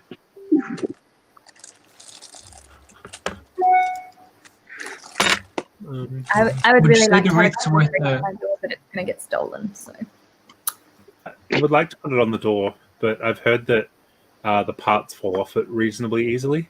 So as you Well, open and we've been close hanging the there door, for a week and we haven't lost anything yet. yeah, you haven't moved it though. Yeah, I think So- if you put it on a door with the opening and shutting, You might lose parts. Yeah. yeah, you can put it in your window, but then it might fade with sun. I wouldn't Yeah. put it in the window. Not that badly. I've made wreaths the last few Christmases, and they've all been fine. Okay. Yeah. I'm going to put them on the Chrissy table. My tree's I got entire two of and them, decorated so with I'd Christmas like to try it. Lego Christmas decorations. And Yeah. these, eventually I'm going to build the tree itself out of Lego, but it's very parts intensive to do the tree. It's very easy to Yeah. do the decorations though. Yep. The decorations are Christmas time, cool. I'll show you guys There's a some really good. tree you can do with 14 2x2 squares. hey, wait, it's Yeah. coming up. It's coming up to 3 o'clock, so everybody has to make sure their entries are in for mock comp. Oh yes. Sorry if everyone hasn't entered their mock comp entries. The theme was party, so you need to send it through to info@brickventures.com, and we'll put a poll on the Facebook group, and you can win some awesome prizes. So yeah, so the theme is party. You've still got a couple of minutes to build something. You have 60 seconds to build a party themed mock and email it. And email it. Yes. Would Very that work? simply. Too much drinking. I have Bok Bok in the back room. So that might be time for me to head off. Think more. Okay, no worries. Thank you for very joining much, us. No worries. See you later. Yep. See you for our mugs. See you for our mugs trivia. Yes, Mugs Trivia on the grand final day. Yes. When's See you that? there. 24th. I'm going to say the 24th. Yep. The 24th. 24th or 25th. Which one is it? 24th. No, it's a Saturday. The public holiday is the Saturday. Friday. Yes. Yeah. Public holiday, you can't go anywhere.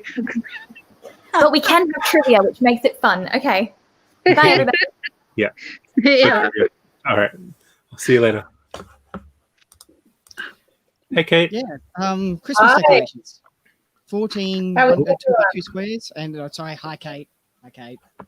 Hold How on. you doing? Sorry, Kale, I missed that. So Oh, talking that's about pretty. following up on the Christmas decorations thing. That's 14 2x2 squares there. Okay. Connected on that point to that point. And like just that, rotate it. and then just make them round. Huh. You can't make it any skinnier than that. It will collapse, but a simpler piece of string and you can hang it, or you can make one of those, you know, like a bit with a hole, you know. Yeah. Great thing to play with the kids, and then yeah, decorate your tree with them. Yeah, you could do a whole tree. That's pretty cool. Christmas decoration ideas. Put a Station. fake candle in it. Sit it on your table. Yeah, I can see that. Okay, might have got those tea light battery ones. Yeah. Those are electronic candles. Yeah. Yeah. They look cool. Awesome. For those who were a part of MUGS Lug Bulk, I believe there may be something in your email to check. Exciting. So if you check your coming in, email, is it? you may be excited. Yeah. Good. I'm having a brain fart. I don't know what to talk about. Well, it's better than having a dog one that's at your feet. Stinking Oh. animal. Poor dog. It loves you. She just got moved. Nathan, you were building something? You were showing us, you were going to show us something before. Oh yes, I've been working on a restaurant. I'll show you. Okay. Ooh. Let me put you on the screen. So it's this one next to Corndelli and that one. It's a nautical themed restaurant. I prefer to go with the smaller scale than the modular scale of one of those because it's much less parts heavy and it still looks really good and it fits in with the scale. So you're just doing like the facade rather than full building? Yeah, so it's a scale that works as this, and then you can fold it up, and it works like that, just like Cornadelli or any of those. Oh, that's really cool. I also have in that same series, I have this one that I built. Okay. So every now and then I build some of these. That's really cool. And you've got like a cityscape set up for your room, or? Yes, just sit in my room. So got a huge. I've been working on this for now 4 or 5 years. This is the main project that I have. That looks really cool. Thank you. Are you interested in the new base plates that are coming out this year from Lego City? Oh, I didn't hear there's new base plates. So they're doing brick-built base plates. Well, that should look cool. Yeah, they're changing from the actual flat base plates to brick-built base plates. So it's more parts intensive, and it raises it like 2.5 bricks or 2.5 plates, I believe, off the road. And they're going to be involved in all the sort of city things. It's been announced, really cool. but I don't think there's been official pictures yet for it. Is that confirmed? Definitely. That sounds really nice. Yeah, so it's going to be... Oh, we lost someone. I'll add Ben back in. Yeah, so they're going to be swapping in the base plates for brick-built base plates next year, which is kind of cool. You ever think they're going to return to the raised base plates? Well, the actual castle ones, like the ones with the green mounds and stuff. Yeah, like the molded. I don't Yeah, they're know. massive. That would be Glenn, interesting. Do you know anything if they'd do that? Like returning to the preformed, pre-molded base plates? Was that a question for me? Yeah. Like, Yeah, sorry, I was distracted by my chair. shiny. Yeah. So yeah, definitely. My but understanding is the base plates. I could be wrong about this, but the base plates are actually made by a different company yes, that's true. and not directly by Lego. They're outsourced, and Lego basically wants to stop outsourcing. Okay. Yeah, see, Richard's just confirmed that they Yeah, want so to move away from that outsource and have the production being internal. okay. So that's my understanding. That's why you've seen a gradual shift away by the introduction of the 16 by 16 plate and the like in builds rather than a standard base plate. Oh, interesting. Is there a reason why they don't do a 32 by 32 plate? Is it just because it warps, or Don't they've never know. had the need to? Probably. Okay. Yeah. They do seem to limit the size and have Yeah. always done. Richard's asking if the base plates are used in anything other than the modulars these days. And I have to admit, I haven't seen any base plates in anything apart from a modular. They've never been used in any of the Friends sets or any of Yeah. those that I remember. They've all been 16 by always 16 plates. Okay. Probably more in the city stuff. The police station has it. Does it? Oh, I think the older ones did, but not the new ones. Anyone got a The most catalog recent set handy? to use. Sorry? The most recent set to use the base plate that wasn't a normal like modular, wasn't it the Ninjago City? Yeah. Yeah. I remember that.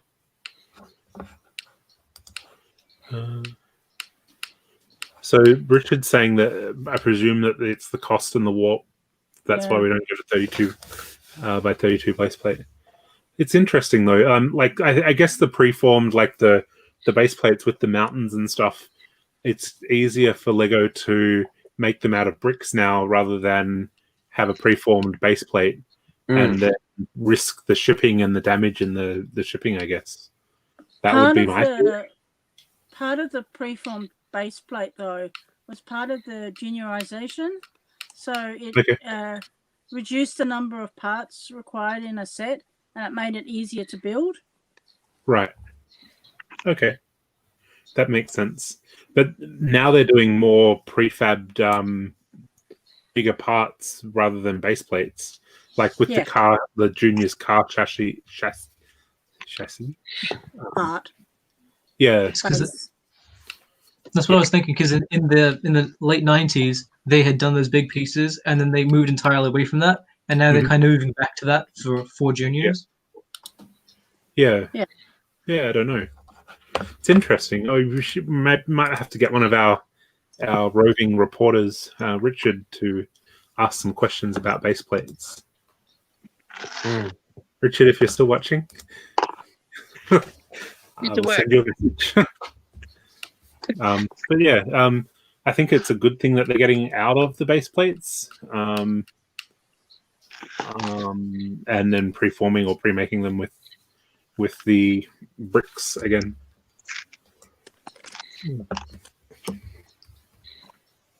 Don't know if that'd be better for the train guys or not.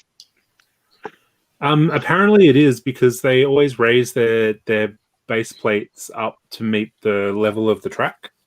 So rather than down to the standard you're using, use base plates. Yeah. I know like with the new art range, the base bracket brick that they're using to put on the 16 by 16, there's been reports of that brick being warped. So they may not be able to do it properly a larger size than that without it warping significantly. Wow. So I was looking at some other recent sets that use base plates. There's also the Lego Ludo board game that uses one in dark bluish gray. Okay. That seems to have been quite a few years ago, though. Isn't the Ludo game a couple of years old now? Yeah, but the 2018 one. Okay.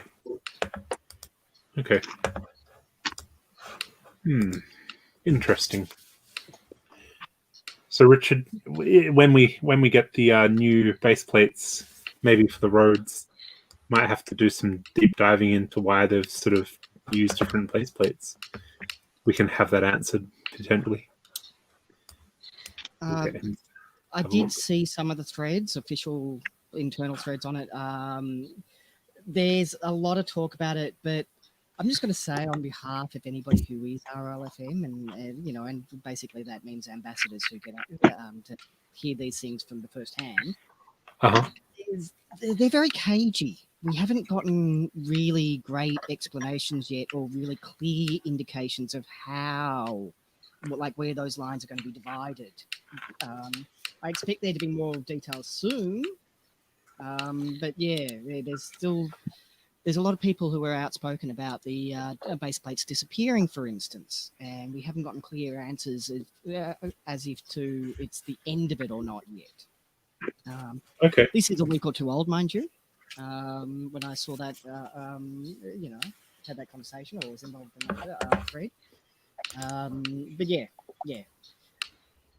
I think we're always going to get people that go, I don't want to change my whole layout to use the new base, the brick base plates or the brick roads or anything. I want to use the old ones. And we always hear the big call out when they change the color of the base plates. Like, we've had green, we've had blue, we had white, we had tan, and when one of them goes out of fashion for the next one, we always hear a big complaint about, oh, I need the white or the green or the different color. So I think there's always going to be that upset community. But that's the adult's perspective, and it's very important to remember that the main market is kids. So kids are not as gentle with their toys, and the time and effort it takes to lay up the new plates is a lot longer than just whacking down a road plate and grabbing it. You know, and so that's kind of a consideration there, and that's where a lot of questions have been raised, for instance. Yep. Adults have always complained about changes in Lego. Way back since the early 2000s, and they changed the greys. And we will forever complain about Lego. There was a fantastic post on Lugnet, back in, I think, 2003 by Richie from Sydney, that was a pseudo list of complaints about changes to Lego over the years. And it was fictional, but it went back to the early days of Lego. So it says, I can't believe they put tubes in the bottom of my bricks. That's changing the whole thing that Lego is about. I'm going to stop using Lego now. To, I can't believe they've introduced a color black. That's changed the way Lego works. I'm not going to use Lego anymore. Forward to, what's this minifigure thing? I'm not going to use that. Lego's all about the big figures. This is rubbish. I'm going to stop using it now. And through to, they changed the greys. I'm going to stop using Lego. See, the grey one I kind of understand because you've got a whole collection of old grey, and then the new grey looks so different next to it. So they changed the formula and it looks different. But it was to an advantage, because the mistake that so many people make when they're building with their Lego is that they don't have the color variation in their builds. So they give it a non-realistic cartoon-like appearance by having a solid color of grey. But a realistic castle, for example, has variations in color and some of the best castles I've seen have made use of discolored bricks, the changes in the greys, heaven help us, mega blocks, and all sorts of different variations on the grey to have a more realistic effect on their build. Because that's what a building looks like. Yeah. As someone who's been born and has grown up where old grey was not even a color that was part of any sets, me comparing light bluish grey to light grey just looks like a yellowed worse version of light bluish grey. But that's why light bluish grey is called bluish, because it looks blue compared to the original, which now looks yellow. Okay, that's interesting. I didn't really understand where it got the light bluish grey from, and that makes sense. Yeah. Yeah.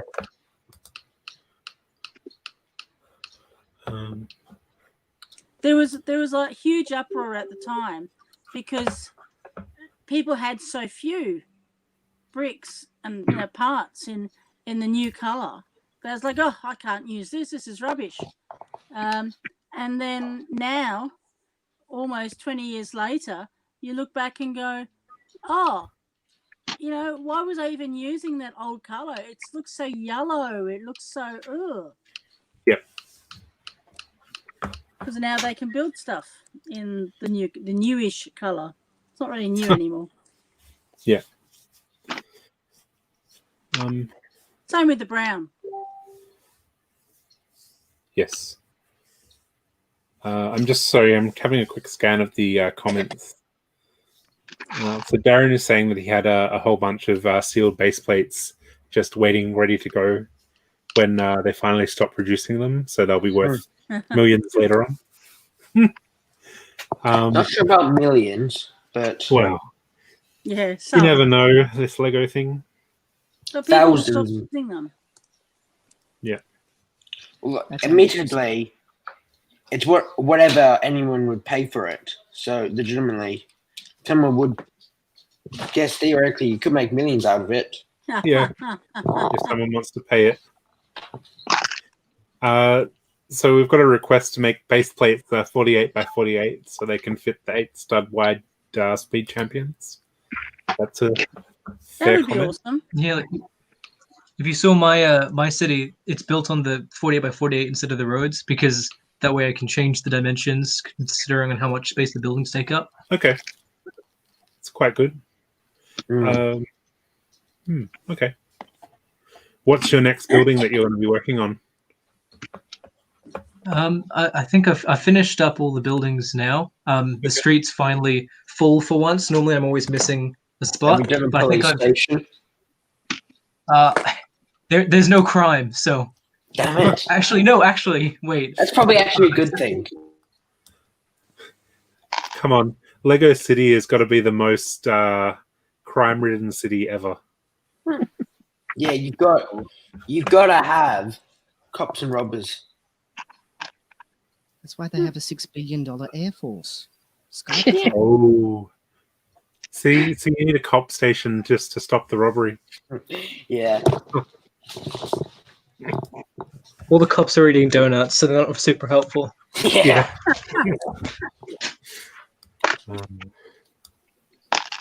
Pretty cool though. Like, I've always wanted to build a Lego city and have it on display somewhere. I just don't have the room for it. And then I'd want trains, and no one's got room for trains. Like, Veronica, do you have a train layout in your house? No. I don't. But you've got all the trains and stuff. Doesn't Mark build all the trains? Yeah, but they're all in containers for show. Okay. No layout at all. No. Should be one running around the lounge room, shouldn't there? No. Hey, Along Kale. the walls. Thanks, Kale. Don't you start. He wants to do that from when we moved in here. Taking that for the tree. Kale, Yeah. Check it out. are you there? Yep.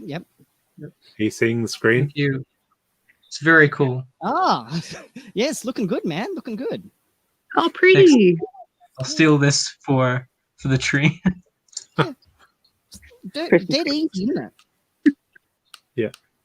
I have Ian and Kate in the background. Would I'm someone going like down. to... Oh, okay. Yeah. All right. So Thanks for lovely to joining talk to you all and see you all. Bye. Bye. Okay. Hi, Ian. Hi, everyone. How you doing? Good. Been listening along. That doesn't look like the spaceship. Sorry? That doesn't look like the spaceship. No, just building up another set. Okay. To then tear down and part out. Okay. Uh, So this- it's the Jurassic Park dinosaur? Jurassic Park, yeah. Just built the opening gates. Ah, cool. Have you built the dinosaur yet? Yes, I have. Yeah. Yeah. Did you like the little Easter egg with the frog DNA? Yeah. I didn't realize it was DNA. I thought it was meant to be something that's eaten. Well, in the movie, they go on about the dinosaurs being made out of frog DNA. All right. Because that's how it changes sex and stuff. So that's where the frog comes in. Right. I haven't actually seen the movies. Really? What? Really? Not The first seen one holds Jurassic. up. Well worth the watch. No, I think I've seen a bit on TV, but no. One day Okay. I might watch one, maybe. They seemed a bit silly, but for my taste in movies. Yeah. Sorry, Sue Ann, you were showing something? No, not intentionally. Oh. I'm Okay. just trying to work out what it is. Okay. It's obviously had something removed from the front, but I don't know what it was. Do you want to hold it up again? Yeah. Okay. Okay. Isn't it the Friends foil polybag thing that they have? No, it was there was this bit in the packaging as well. Okay. I don't know what it is because I don't speak Japanese. We need It someone may here. be that in Japan they cover them in shrink wrap or something. Okay. Is Ukami still in the chat? Yes, I think so. Should hold it up again. Get someone to Google Translate it. Yeah, someone will translate it.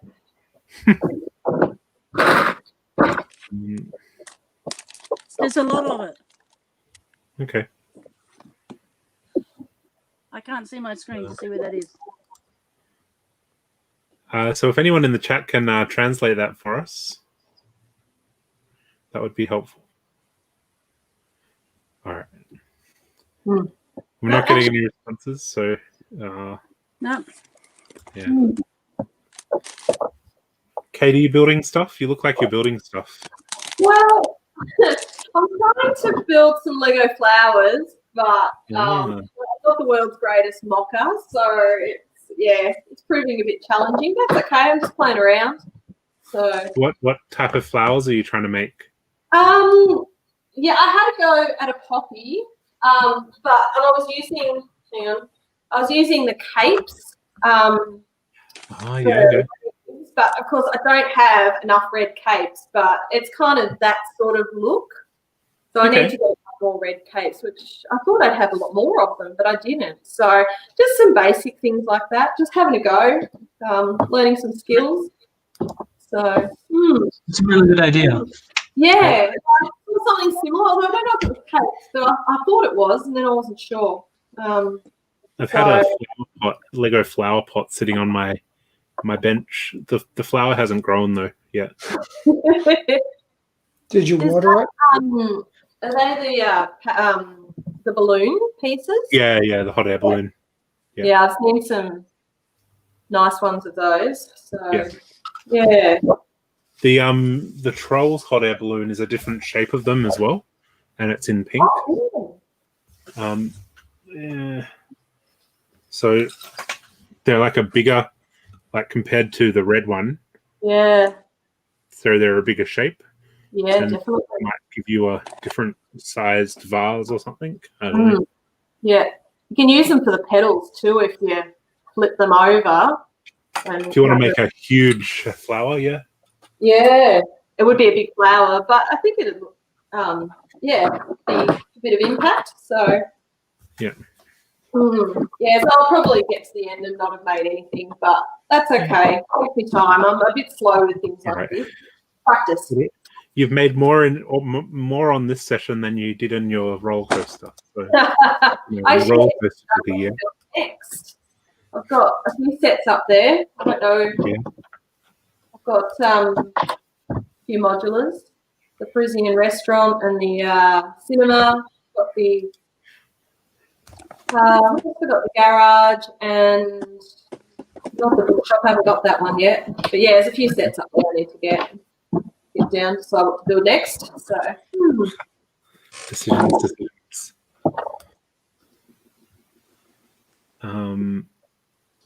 Cool. So I think the mock competition will go live a little bit later on. So if anyone is wanting to vote on that, it'll be live in the MUGS group soon.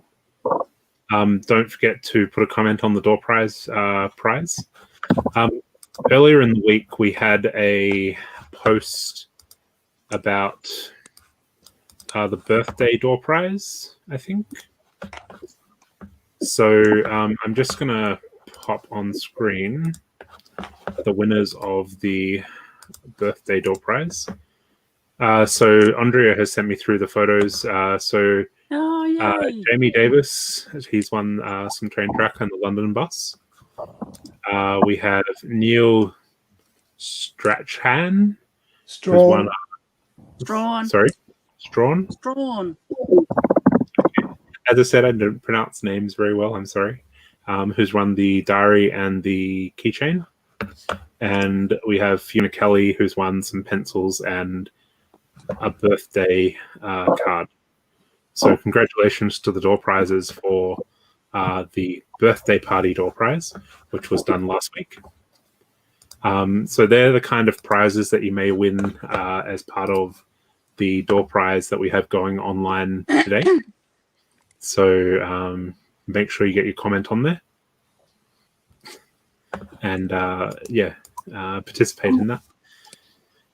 And once again, we do have trivia happening on the 24th. Kate, I'm just going to swap you out for a moment.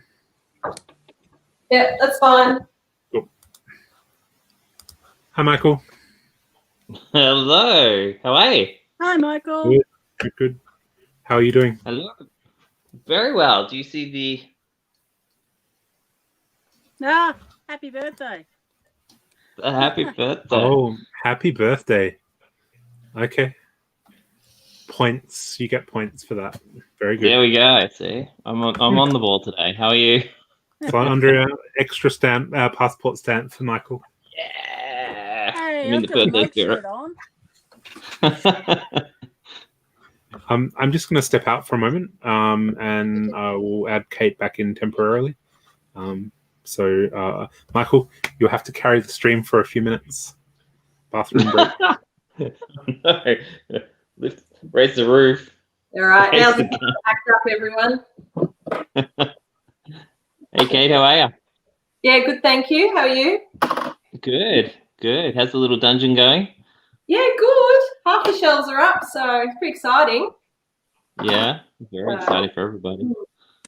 Yeah, get all my Lego You can in put a there. lock on that. You can put a lock on that door and protect all your unopened sets. Yeah, that's it. People like you. Does this mean I can finally visit now? I don't know. Dan will have to give you the go ahead. Oh yeah, you're a bit more than 5K.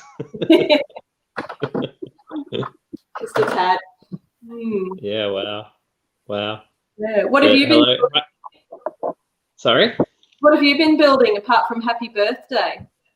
Well, that took a long time this morning. There was lots of Lego involved. I literally had to place a cylinder on this pylon here to hold it, and that was about it. But I haven't been building much. I've been chasing kids all day. So did they help? No, they're pretty good at unhelping. Got to do the anti-help. Yeah. So what more can I say? Yeah. I think Kale's work. What are you working on, Kale? Kind of a cyberpunk city thing kind of draws inspiration from the Monkey Kid sets, Ninjago, and a few other things. And yeah, just a 48 base plate, but it'll be quite tall there, but yeah, more a mod than a mock. Yeah, cool. Looks interesting.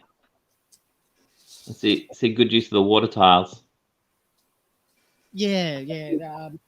That idea of the again leaning into that cyberpunk aesthetic.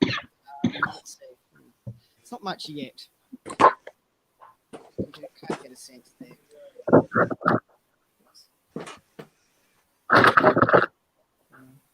And yeah. And I see the size. I see the 1x1 tiles are in short supply. I'll find a way. I've got a whole bunch of them. Yeah, I think we've all had that problem. We've all got the 1x2s, but the 1x1s are hard to come by. Yeah. Yeah. They seem quite expensive, what they are too. Because everyone wants them. All these crazy people building water. I use the cheese studs or the studs. Gives the water a little bit more texture along the way. Yep. I usually just put like a little green one and then a frog on top of it. Yeah, that works too. That's a good one too. Or a leaf. A leaf? You put a leaf? It's like a little bit of greenery growing there. Yeah. So. Yeah, there is a little bit happening. I want that idea of it's kind of polluted at the base though, and then kind of rising up to a kind of a cleaner top. So that's kind of what I'm trying to lean into. Very nice. I see, Ian, you're working on that. Looks like a Jurassic Park. Yes. Getting close to finishing the Jurassic Park one. It's the last of my the last set that I hadn't done. I've kind of run out, so if we can't get to the shop soon, I'm going to be in trouble. But, boy.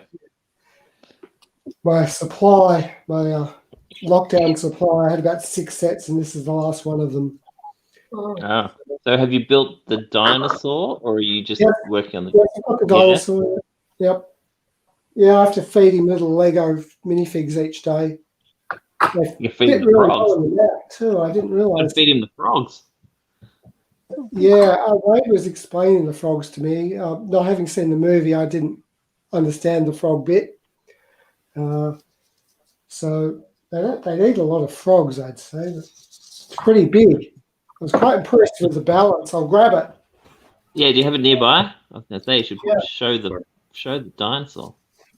Kate, I've removed you from the stream again. Sorry. Yeah, I was very impressed with the balance.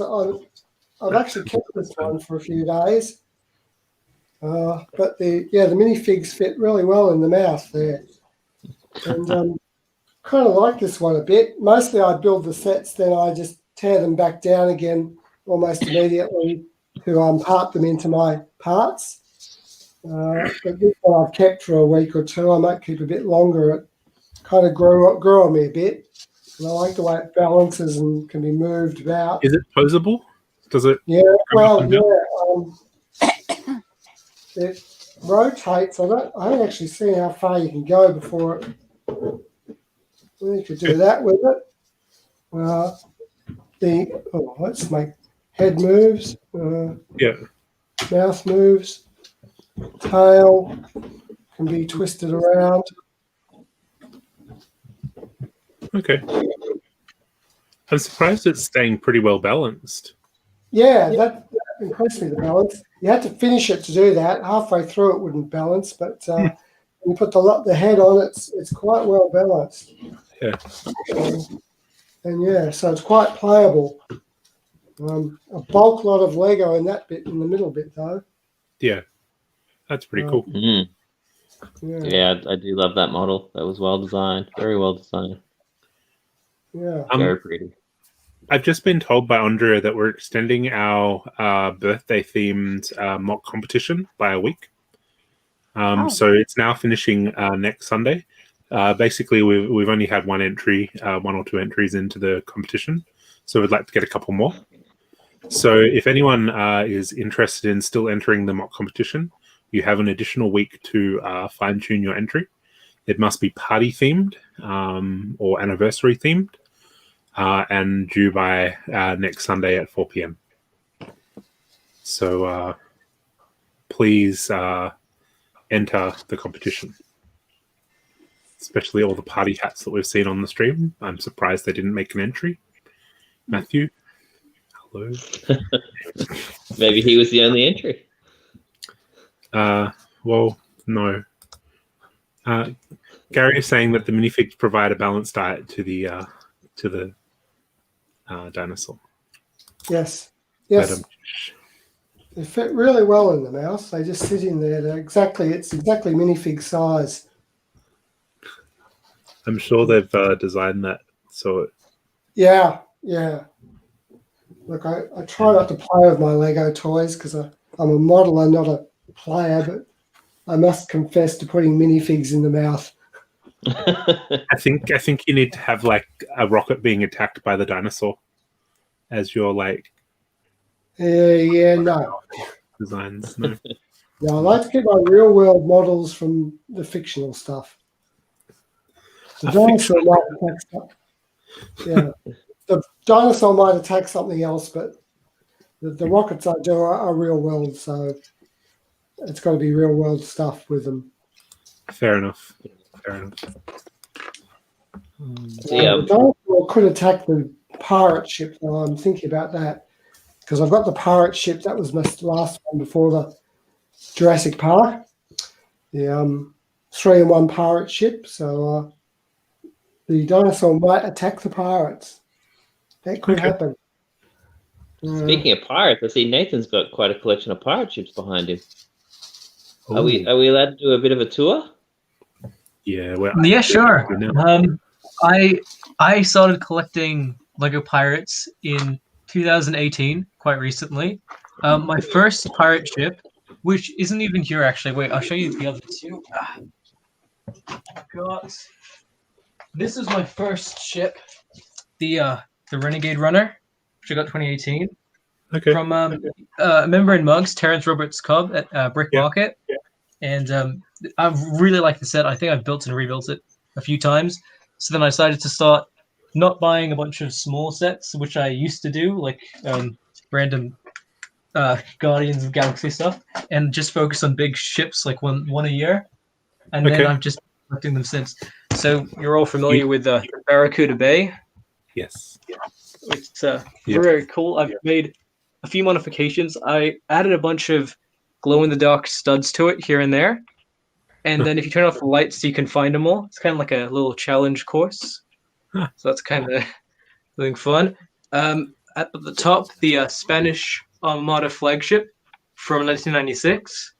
A really cool set. Some great minifigs. The Brick Bounty, the classic Caribbean Clipper, which I restored the sails for. These are the originals. And then this is actually my favorite Lego set of all time. The Queen Anne's Revenge. Yeah, that's pretty cool. It's so iconic, and it just looks great from every angle. And if I had to pick my favorite Lego set, I'd pick that every time. It's just really cool. So you're saying if there's a fire, you're going to grab that and run out? Oh yes, it would break entirely by the time I got out the door. It's super fragile, but I'd take it anyway. I understand that Terrence might have come across some of the 1980s pirate sets recently, and is restoring some to sell if you're interested in more pirate ships of that era. Oh, yeah, definitely. So it might be worth sending them a message. Yeah, my Brick Vengeance stall is next to his. Out of these 6 ships, half of them I've brought to him. So nice. I'm a pretty returning customer for him then. Excellent. Yeah.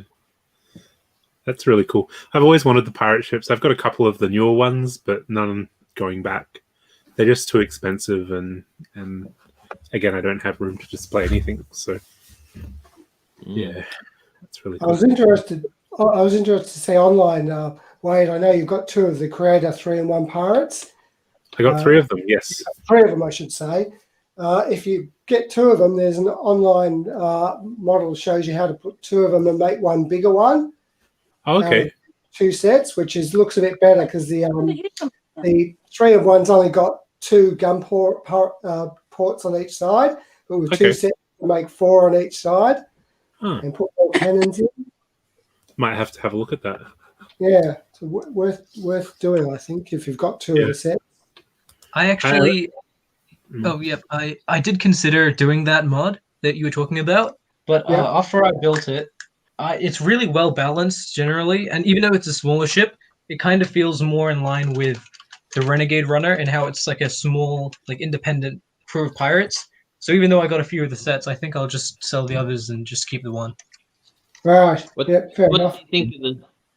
Oh, sorry. Go ahead. Go, Michael. Go ahead, Ian. No, I didn't have anything to say. Sorry. Oh, okay. I was going to say, how do you feel about the brick built sales versus the cloth ones? Yeah, well, that's one of the things that attracted me because the brick-built sails are actually the space shuttle doors for my forthcoming space shuttle. So that's why one of the reasons I bought that one. Yeah, those pieces there. Okay. So I'm all for it. I What do you like think, that. Nathan? Personally, Oh, I really don't like the brick-built sails. Yeah. You don't? Only because all the others are the cloth ones. My dad actually bought the set, and he was the one who built it with me. So we actually only got that set because he really, really wanted it. But yeah, for me personally, I would even consider switching these two cloth sails. Okay. So, yeah, but that's just me. A lot of people seem to like them. So No, I would agree. If I was Nathan and had that set, I would change them to cloth ones. Yeah. Okay. Yeah, I like I kind of like the idea of them being a bit more. They're going to last a bit better because I know I've got two of the pirate ships from my childhood, and the only things that have been destroyed are the sails. So that's the only sad bit is that they're hard to sort of keep in good condition. But I'd say they probably do look better though. I did manage to come up with a method of cleaning the old sails. It especially works well on the ones before 1996, like these ones. Yeah. This one and the Caribbean Clipper up there, the sails look white and like brand new, but these were really bad condition when I got them, and I managed to clean them and restore them, and like even this one looks like brand new now. So what's your tip? It just for takes a lot cleaning of and restoring? effort. What was your tip for cleaning and restoring them? It's mainly just use detergent and be very careful with them because they're very soft material, and even if you like even just rip them a little bit, they're this very fragile. But you got to have the time and the patience. Okay. It doesn't Okay, work so- with the newer sails though, the paper ones that are used on all the others. So don't throw them in with your daily wash, huh? Lingerie bags. Well, yeah, lingerie bag. That's what I wash my Lego bricks in. But I do need to get going, so I'm going to say goodbye to everybody. I've got to figure out some camera issues and set up my own live stream. Okay. Yeah, guys, good seeing you all, and stay safe. Thanks for joining in. See you, Kale. Hey, Carl. Bye. And Hey, Ben. what are you working on, Adding you back Sue-Ann? in. Are you working on something at the moment? You building? Me? No. No? No. You look distracted. You're reading. I'm looking at Instagram, and the Sydney Brick Show have posted a pixelized picture of me in their stream, which I didn't know they were going to do. Oh, okay. Why are you pixelized? Because they didn't give permission for my photo to be posted, Okay. I assume. So you're Either that or it's pixelated, a eh? really unfortunate picture that, it was out of focus or something. Okay. Badly out of focus. I don't know. I don't know why it's pixelized. I'm just curious. I just was looking at Instagram and there was a photo of me. Weird. That's a good conversation. Is you displaying it or no? Yeah, it's my day in a the first. Hang on, the first 1, 2, 3, 4, 5 parts of my A Day in a Life Miniland mock. Perfect. And Travis and my friends, Lego friends in Miniland mock as well. Okay. Yeah. Ben, are you okay there? I thought his stream had stalled. Yeah. You look deep in thought. Yeah. Just thinking. But there's a few other mocks I wanted to show everyone before with the thing. I built this one a while ago. It's like a police motorbike? Sort of. I really don't know what it is. We did it for a little bit of a Lego challenge at the school. And I could try to say maybe it's some sort of like police amphibious vehicle. So it kind of has the shape of a boat. Yeah. And you'd use the main front wheel as the Have your sandwich. Yeah. Good job. The sort of what's it as the sort of the power of it.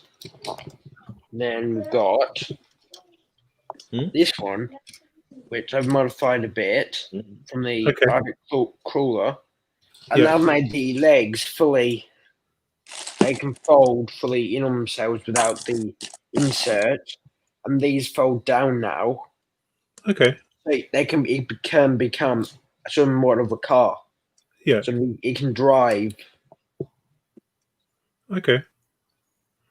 That's as well pretty as cool. sticking a few more stickers on it and yeah. Okay. Cool. Looking pretty good.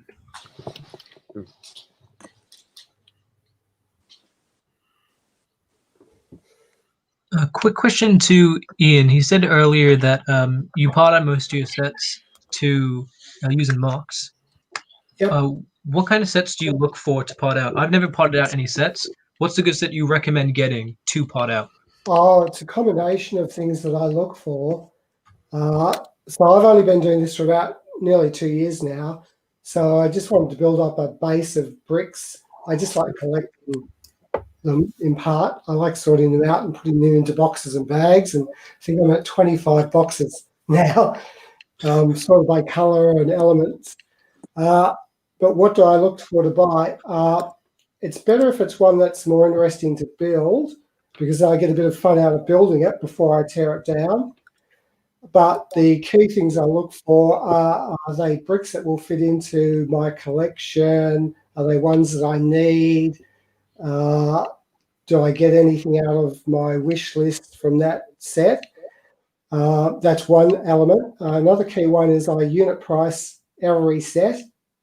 That is, work out the number of pieces, the cost, divide it, see how close I can get to the optimum price. You sound like a bricklink store. Yeah, if I can get them under 10 cents a set, then I feel I'm doing well out of it. Okay. And then if I can get them on special, so that if they're 20% off, it will Big W or Target or Kmart or whatever. So it's a combination of that. If forever hunting a set that I want that's on special that will break down with the parts that I want. So I avoid friend stuff because I don't like or want the colours, because I basically the colours are so pretty. Sorry? But the colours are so pretty. Yeah, they are pretty, but but they're not real world colours. You don't see much in those colours. So I'm basically building black, white, grey, and the browns and tans.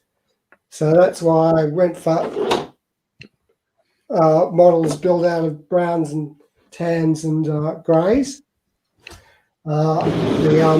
This one here, I imagine all of the grey in this door model will become parts of the lunar surface, which is all grey.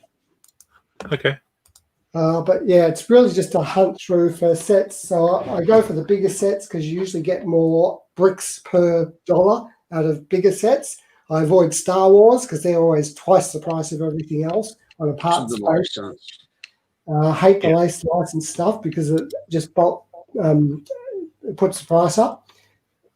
So yeah, I look for the creator stuff, 3-in-1, the more adult stuff.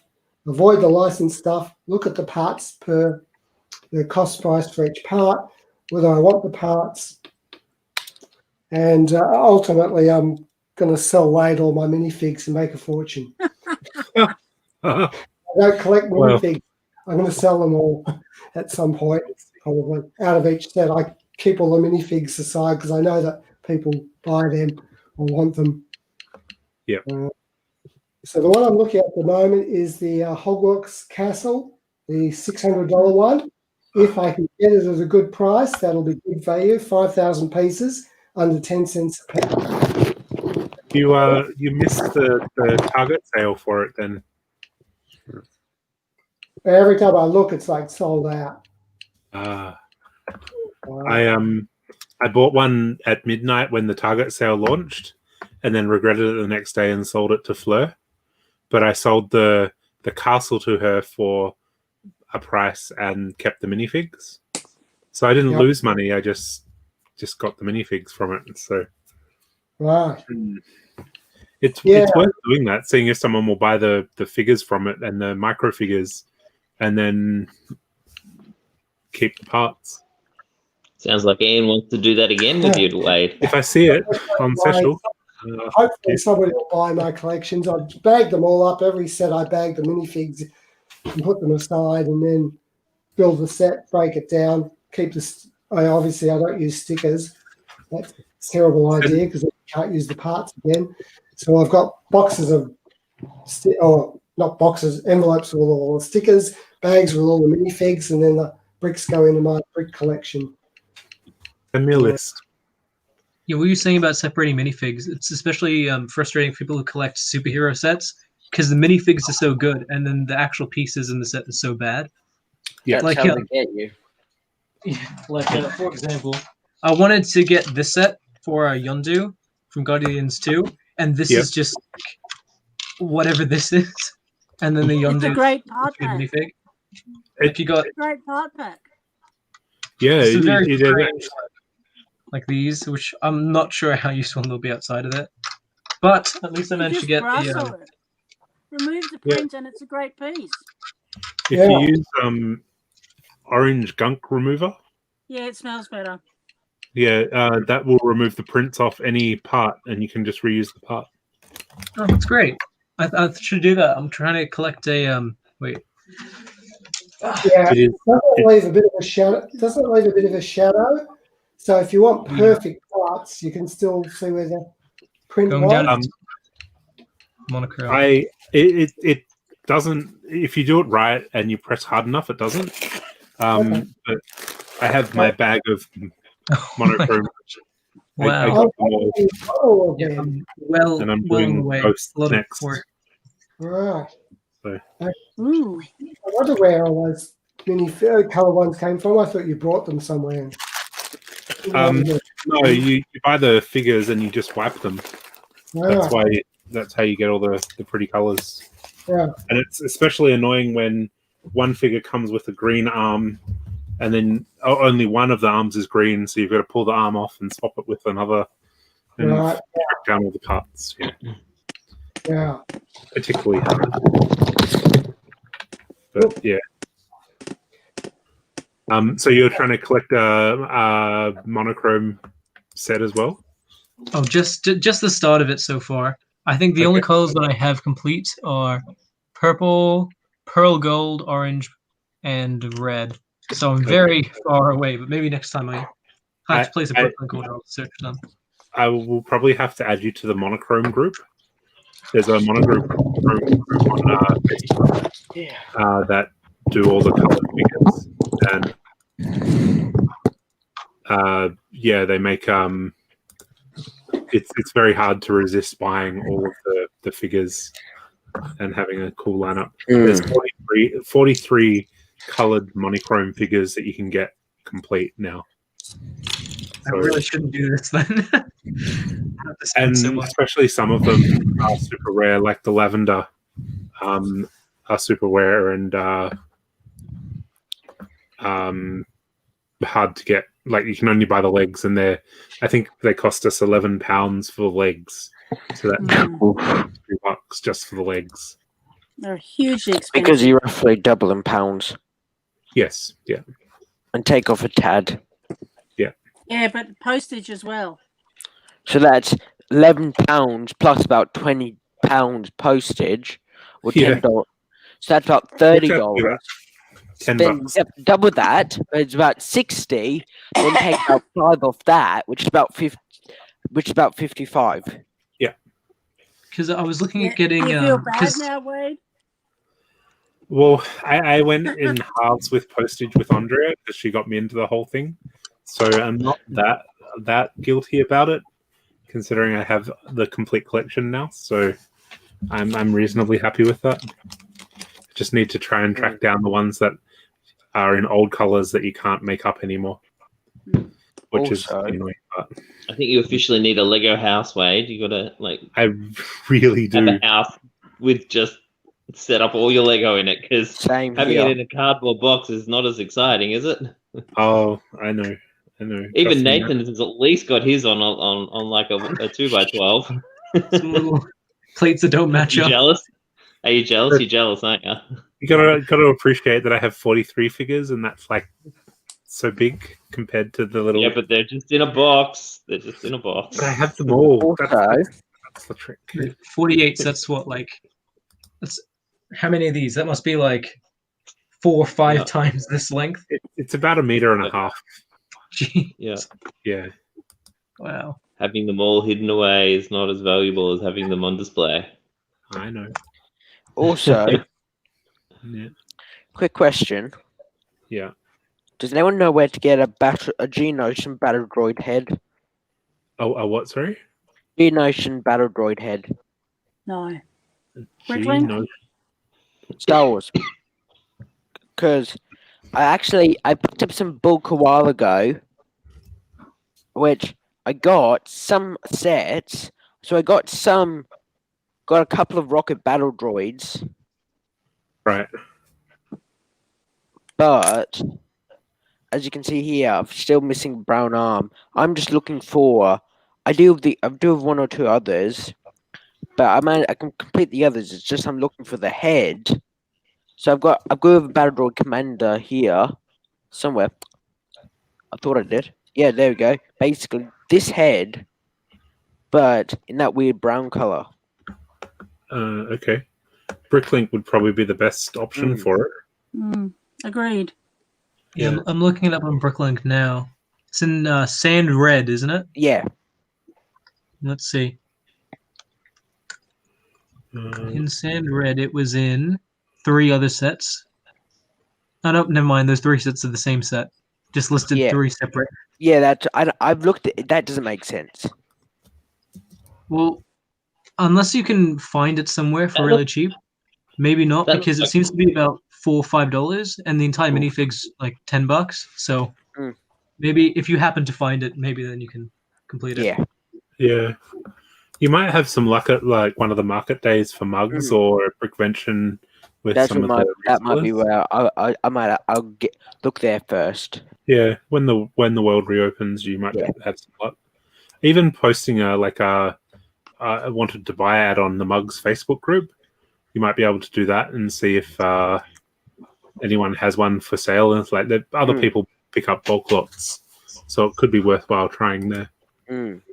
Because I do really want to complete the Rocket Droid Battle Droid, the Rocket Droid Commander, just because I've got a small collection of battle droids that are slowly seeping into my collection, even though I don't even like them as much.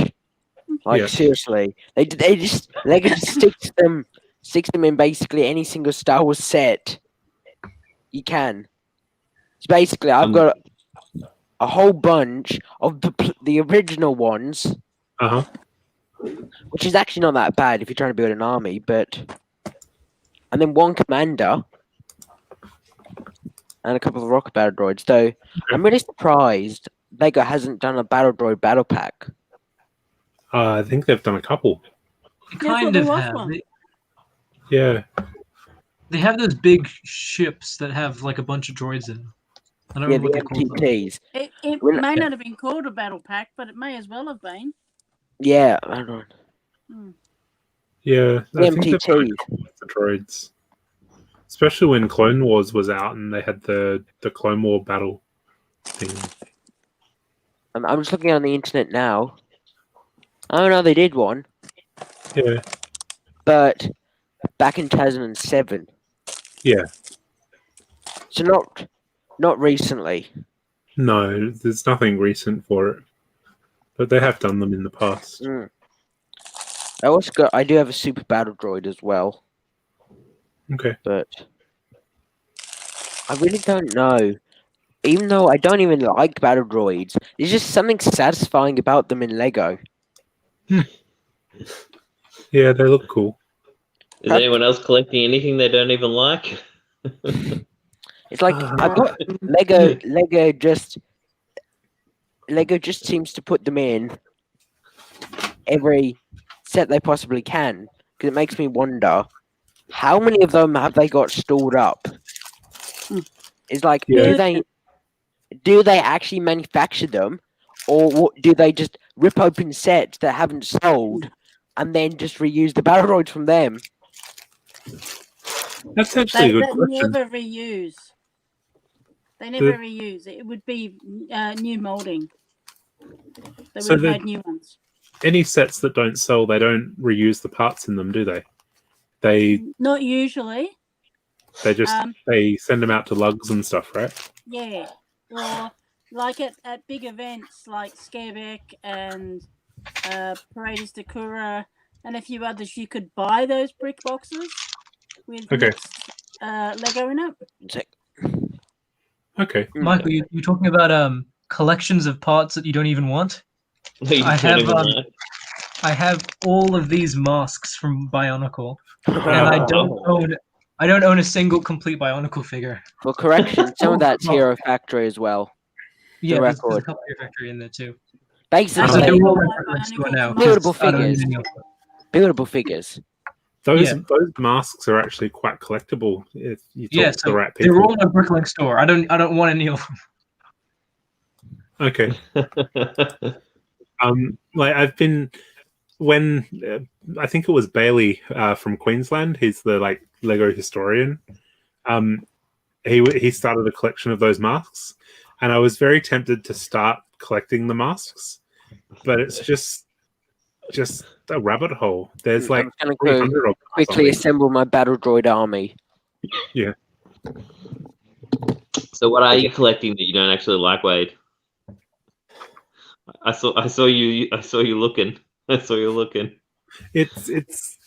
not that I don't like them, it's just becoming a pain in the bum. Like the Lego books. I did the whole deep dive into how many Lego books there are, and I've sort of started to get a huge a bag full of them. And now it's sort of starting to come to the point where how do I get more when each store has one book, and some of them are like $10 or $20 a book, so it's starting to get a bit ridiculous. Like just the for yellow ones. Yeah. And I look at it and I go, like, some of the Harry Potter books, like the old school Harry Potter books, you pay $7 or $8 for a single book, and I go, well, is it worth the money to have a library of proper Lego books? I don't know. So I'm learning to love them and hate them at the same time. I'm kicking myself at the same time because a lot of the Lego books came from Nexo Knights, and I did the whole collection of the Nexo Knight shields, but I never got the books at the same time, and I'm kicking myself that it didn't. So, yeah. What are you collecting that you don't quite like? Am I allowed to say it out loud? It's the Harry Potter stuff. You don't like Harry Potter? I have no interest in it, but I'm getting it just in case my kids. Well, I know my kids have got an interest, so one day they're going to turn around and say, "Oh, go back in time and get all the Harry Potter stuff." But I'm just getting the current stuff. I'm not going back in time or anything. I'm not that keen, not that crazy. I'm just getting the current stuff that I have no interest in and storing it away for the kids. That's what I'm collecting that I don't like. Yeah. See, I've got all the Lego Mario sets as well, and Yeah. that's kind of in the same bucket of I really want the figures from it, like the buildable characters, but I have no interest in the actual sets. And you can't buy the characters properly from Bricklink without spending the same amount on the sets. Like you can buy them, it's just like the set costs $40 and the figure costs $35. So Yeah. Plus Bowser's postage. 50 and Bowser's Castle's 150. yeah. Well, I got Bowser's Castle for $99 when it was on sale. So, like, you buy that and you've got 4 of the figures from it, and you can sell the parts or use them. So, yeah, it's hard. As someone who has 2 sisters that frequently play with Lego Mario, they've been a good investment. So okay, I actually just sent it over to my nephews, the starter pack, and I'm curious to see if they've built it yet and played with it. So I understand that it's a bit of fun for kids, but not for adults, I guess. Yeah. So we'll see. Speaking of kids, I must probably head out and start wrangling them again. So I was just going to say farewell. Yeah, thank you for joining us. I was just going to say we're approaching the 3-hour mark on the stream. I think we should potentially start wrapping it up. Quite a few people have sort of dropped off the chat, and said goodbyes that I've sort of forgotten to mention. So, what do you think? Should we wrap up the stream for today? I'm down to 2%, so yes. Okay.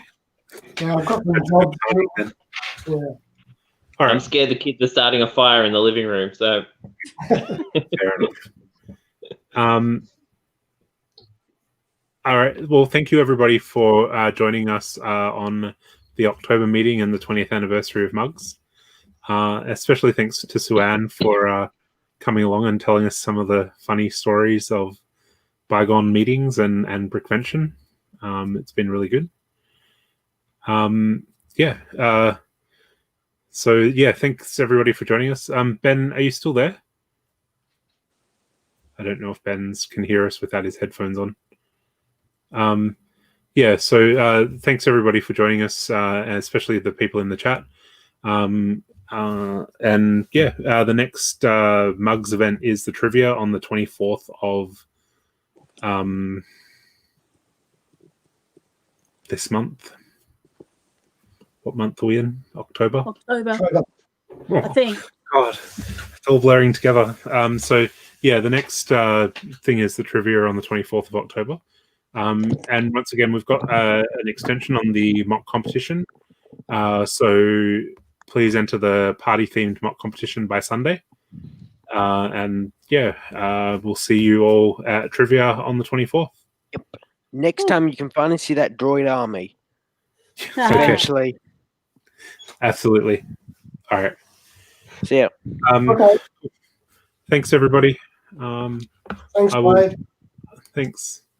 All right. I'll swap. Thanks, Kate. Bye, Kate. And thanks, Gary. Bye, Gary. That's all right. Bye. All right. All right. Thanks, everybody. I'll just end the stream now. Bye.